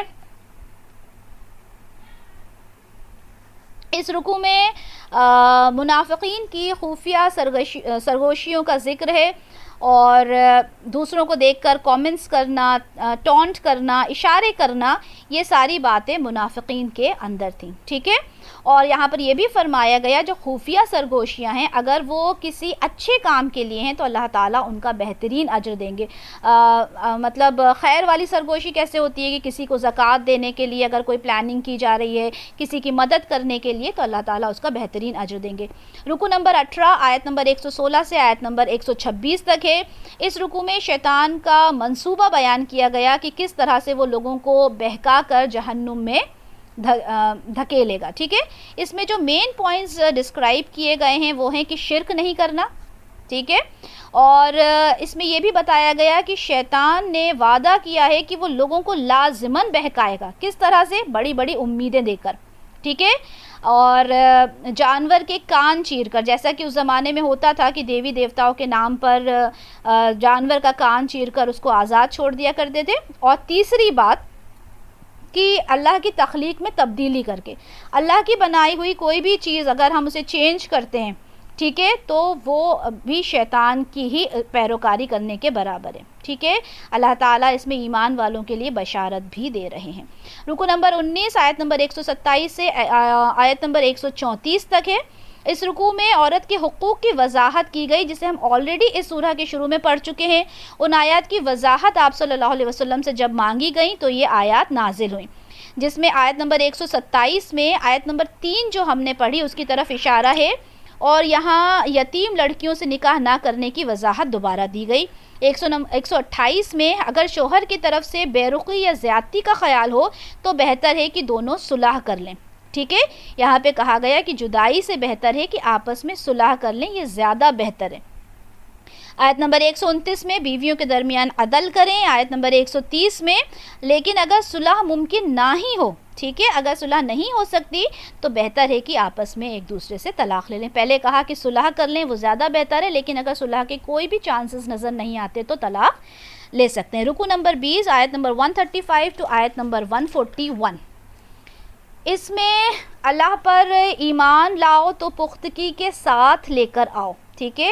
اس رکوع میں کہا گیا کہ اللہ پر ایمان لاؤ تو پختگی کے ساتھ لاؤ, یعنی اللہ پر, اس کی کتابوں پر, رسولوں پر, ملائکہ پر, سب پر ایمان لاؤ, جو کہ ہم جانتے ہیں کہ ایمان جو ہے ایمان کے کیا ایلیمنٹس ہیں, ٹھیک ہے. اور جو لوگ ایمان لا کر واپس کفر میں چلے گئے, پھر ایمان لائے, پھر کفر کیا, تو اللہ تعالیٰ ایسے لوگوں کو معاف نہیں کریں گے. یہاں منافق سے کہا جا رہا ہے کہ کافروں کو اپنا دوست نہ بناؤ, ان کی مجالس میں ان کی مجالس میں تم لوگ بیٹھتے ہو, کافروں کو اپنا دوست بناتے ہو, تو مت کرو ایسا, ٹھیک ہے. اسی طرح سے رکوع نمبر 21 جو ہے وہ آیت نمبر 142 سے آیت نمبر 152 تک ہے, ٹھیک ہے. اور اس رکوع کی آیت نمبر 148 سے 6 پارے کا آغاز ہو رہا ہے, یعنی الحمدللہ ہمارا 5واں پارہ بھی ابھی 1-2 آیت کے بعد کمپلیٹ ہو جائے گا. ہم دیکھتے ہیں کہ آیت نمبر 142 میں سے 147 میں وہی منافق کے بارے میں ذکر ہے کہ ان کی کیا حرکتیں ہوتی تھیں, ٹھیک ہے. لیکن 148 سے یہاں پہ ٹاپک چینج ہو رہا ہے, پارہ بھی چینج ہو رہا ہے, ٹھیک ہے. یہاں مظلوم کے بارے میں بات ہو رہی ہے کہ جس کا دل دکھا ہو, جس مظلوم کا دل دکھا ہو, تو اس کی زبان سے اگر کوئی الفاظ نکلتے ہیں, وہ تیز آواز میں بولتا ہے یا کچھ برا بھلا کہہ دیتا ہے, تو اس کی پکڑ نہیں ہوگی اگر وہ مظلوم ہے. لیکن مظلوم سے یہ بھی کہا گیا کہ معاف کر دو, یہ تمہارے لیے زیادہ بہتر ہے, ٹھیک ہے. اور اسی رکوع میں یہ بھی بتایا گیا کہ دیکھو رسولوں کے درمیان تفریق نہیں کرنا, ٹھیک ہے. ہم یہ نہیں کہہ سکتے کہ یہ رسول ہمارے لیے زیادہ اچھا ہے, وہ رسول کم نہیں. رسولوں کے درمیان تفریق کرنا الاؤڈ نہیں ہے انسانوں کے لیے. رکوع نمبر 22 آیت نمبر 153 سے آیت نمبر 162 پر مشتمل ہے. اس رکوع میں یہودیوں کی سرکشی کا بیان ہے کہ کس طرح انہوں نے موسیٰ علیہ السلام کے پیچھے بچڑے کو معبود بنایا, کوہ طور کو ان کے سر پر رکھ کے ان سے عہد لیا گیا, ہفتے کی زیادتی کا ذکر ہے, انبیاء کو انہوں نے قتل کیا, مریم علیہ السلام پر انہوں نے بہتان لگایا, عیسیٰ علیہ السلام کو قتل کرنے کی سازش کی. بلکہ یہودی تو یہ مانتے ہیں کہ انہوں نے عیسیٰ علیہ السلام کو قتل کر ہی دیا, لیکن وہ رسول تھے, قتل نہیں ہو سکتے تھے. تو یہ سارے جو ڈیٹیلز ہیں کہ انہوں نے کیا سرکشی کی, وہ آیت رکوع نمبر 22 میں ہے. رکوع نمبر 23 ہے جو آیت نمبر 163 سے لے کے آیت نمبر 171 پر مشتمل ہے. اس رکوع میں اللہ تعالیٰ رسول اللہ صلی اللہ علیہ وسلم کو بتا رہے ہیں کہ ہم نے آپ سے پہلے رسولوں کو بھیجا جو کہ بشارت دینے والے تھے, ڈرانے والے تھے, ٹھیک ہے. آپ سے پہلے بھی رسول آئے, اور اب جو رسول آئے ہیں یعنی رسول اللہ صلی اللہ علیہ وسلم, تو اللہ تعالیٰ کہہ رہے ہیں کہ تم لوگوں کے درمیان جو رسول اس وقت موجود ہے اس پر ایمان لانا تمہارے لیے ضروری ہے, ٹھیک ہے. اس میں ہم یہ بھی دیکھیں گے کہ عیسیٰ علیہ السلام کو جو نصارہ تھے انہوں نے اللہ کا بیٹا کہا تھا, اور یہاں پر اللہ تعالیٰ فرما رہے ہیں کہ وہ تو اللہ کا کلمہ تھے, اللہ پاک ان باتوں سے پاک ہے کہ ان کا کوئی بیٹا ہو, ٹھیک ہے. رکوع نمبر 24 آیت نمبر 172 سے آیت نمبر 176 سے الحمدللہ یہ ہمارا آخری رکوع ہے اس سورہ کا. اور اس رکوع میں یا ایھا الناس یعنی تمام لوگوں کو مخاطب کر کے کہا گیا کہ برہان تمہارے پاس آ چکی ہے, یعنی اللہ کا رسول, اللہ کی پاک کتاب قرآن تمہارے پاس آ چکی ہے, تو تم اس کے اوپر ایمان لے کر آؤ, اور تاکہ تم جنت میں داخل ہو جاؤ. برہان کا مطلب کیا ہوتا ہے؟ روشن دلیل. آخری آیت سورہ نساء کی جس میں کلالہ کا ذکر کیا گیا ہے, ٹھیک ہے. تو جب وراثت کا حکم آیا تھا تو ہم نے کلالہ کو سمجھا تھا, ٹھیک ہے, لیکن بہت اچھے سے ڈیٹیل میں اس آیت کو نہیں سمجھایا گیا تھا. تو جس کی وجہ سے جو لوگ تھے وہ رسول صلی اللہ علیہ وسلم کے پاس گئے اور انہوں نے کہا کہ رسول صلی اللہ علیہ وسلم ہم کلالہ کو اچھے سے نہیں سمجھے, ہمیں اس کی وضاحت چاہیے. تو اللہ تعالیٰ نے یہاں پہ کلالہ کا دوبارہ سے جو آیت ہے وہ کلالہ کی نازل کی, اور کہا کہ اگر کوئی کلالہ ہو یعنی جس کی اولاد ہو, نہ اس کے والدین ہیں, اور ایک بہن ہو, تو اس کی وراثت کا آدھا حصہ اس کا ہوگا, یعنی 50% اس کو دے دیا جائے گا, ٹھیک ہے. اگر کلالہ کوئی عورت ہو تو اس کی پوری وراثت جو ہے اس کا حقدار اس کا بھائی ہوگا، اگر ایک ہی بھائی ہے تو، ٹھیک ہے. اور اگر بھائی بہن دونوں ہیں تو بھائی کو دگنا ملے گا بہنوں سے، اور اگر بہنیں ہیں تو 2/3 شیئر ملے گا، ٹھیک ہے. اگر صرف بہنیں ہی بہنیں ہیں تو 2/3 شیئر ملے گا. اکیلا بھائی ہے تو پورا کا پورا مل جائے گا، اور بھائی اور دو بہن دونوں ہیں تو بھائی کو ڈبل ملے گا بہنوں سے، ٹھیک ہے، بہنوں سے ڈبل بھائی کو ملے گا. اچھا، ابھی ہم نے جو آیت نمبر 12 پڑھی تھی، اب جب آپ اسے ٹرن کریں گے تو کلالہ کا ریشو جو تھا اس میں وہ جو ریشو تھا وہ ان بھائی بہنوں کے بارے میں تھا جن کی ماں تو ایک ہو لیکن باپ الگ الگ ہو، ٹھیک ہے. اور یہ جو شیئر یہاں پہ ڈیفائن کیا گیا ہے وہ سگے بھائی بہن کا ہے، یعنی جن کا باپ ایک ہے. اگر مائیں الگ ہیں تو بھی کوئی بات نہیں، باپ اگر ایک ہے تو یہ ریشو ہوگا جو میں نے آپ کو ابھی بتایا. اور جو ہم نے آیت نمبر 12 میں جو ہم نے ریشو دیکھا تھا وہ اس ٹائم میں تھا جن کی ماں تو ایک ہو لیکن جن کے جو باپ ہیں وہ الگ الگ ہوں، ٹھیک ہے. تو الحمدللہ یہاں پر ہم نے ہماری جو 2 صورتیں ہیں ان کو کمپلیٹ کیا، تھوڑا سا سپیڈ میں کیا تاکہ ہم ٹائملی اس کو کمپلیٹ کر سکیں، ٹھیک ہے. مین پوائنٹس کو ریوائز کیا، مین احکام کو ہم نے ریوائز کیا، اور یہ کوشش رہی کہ جتنی بھی امپورٹنٹ پوائنٹس ہیں ان کو ہم کور کر لیں، ٹھیک ہے. اچھا، اب کرنا کیا ہے ہمیں کہ ہم نے ان احکام کو اچھے سے سمجھنا ہے تاکہ ہم ان کو اچھے سے ان چیزوں کو سمجھ سکیں، ان کے پوائنٹس اپنے پاس بنا کے رکھیں، ٹھیک ہے، تاکہ ہم یہ سمجھیں کہ اس رکوع کے اندر یہ امپورٹنٹ پوائنٹس ہیں. اوکے، صرف ایگزام کے پوائنٹ آف ویو سے نہیں بلکہ ہمیں ہمارے اللہ تعالیٰ نے کیا احکام دیے ہیں ہمیں وہ پتہ ہونا چاہیے، ٹھیک ہے. ہمیں یہ نہیں یاد رکھنا کہ کون سے رکوع میں کون سا احکام تھا، کون سی آیت میں کون سا احکام تھا، نہیں، بلکہ اگر ہم اس طرح سے یاد کریں گے تو انشاءاللہ تعالیٰ ہمیں وہ بھی یاد ہو جائے گا، ٹھیک ہے. تو ہم نے ان احکام کو اچھے سے یاد کرنا ہے، ٹھیک ہے، اور کوشش یہ کرنا ہے کہ اپنی زندگی میں امپلیمنٹ کریں. بلکہ موسٹ امپورٹنٹ تھنگ یہ ہے کہ ان سب کو ہم اپنی زندگی میں امپلیمنٹ کر سکیں. بارک اللہ لی ولکم فی القرآن الکریم ونفعنی وإیاکم بما فیہ من الآیات والذکر الحکیم. سبحانک اللہم وبحمدک، اشہد ان لا الہ الا انت، استغفرک واتوب الیک. جزاک اللہ خیرا کثیرا، واحسن الدنیا والآخرہ. السلام علیکم ورحمۃ اللہ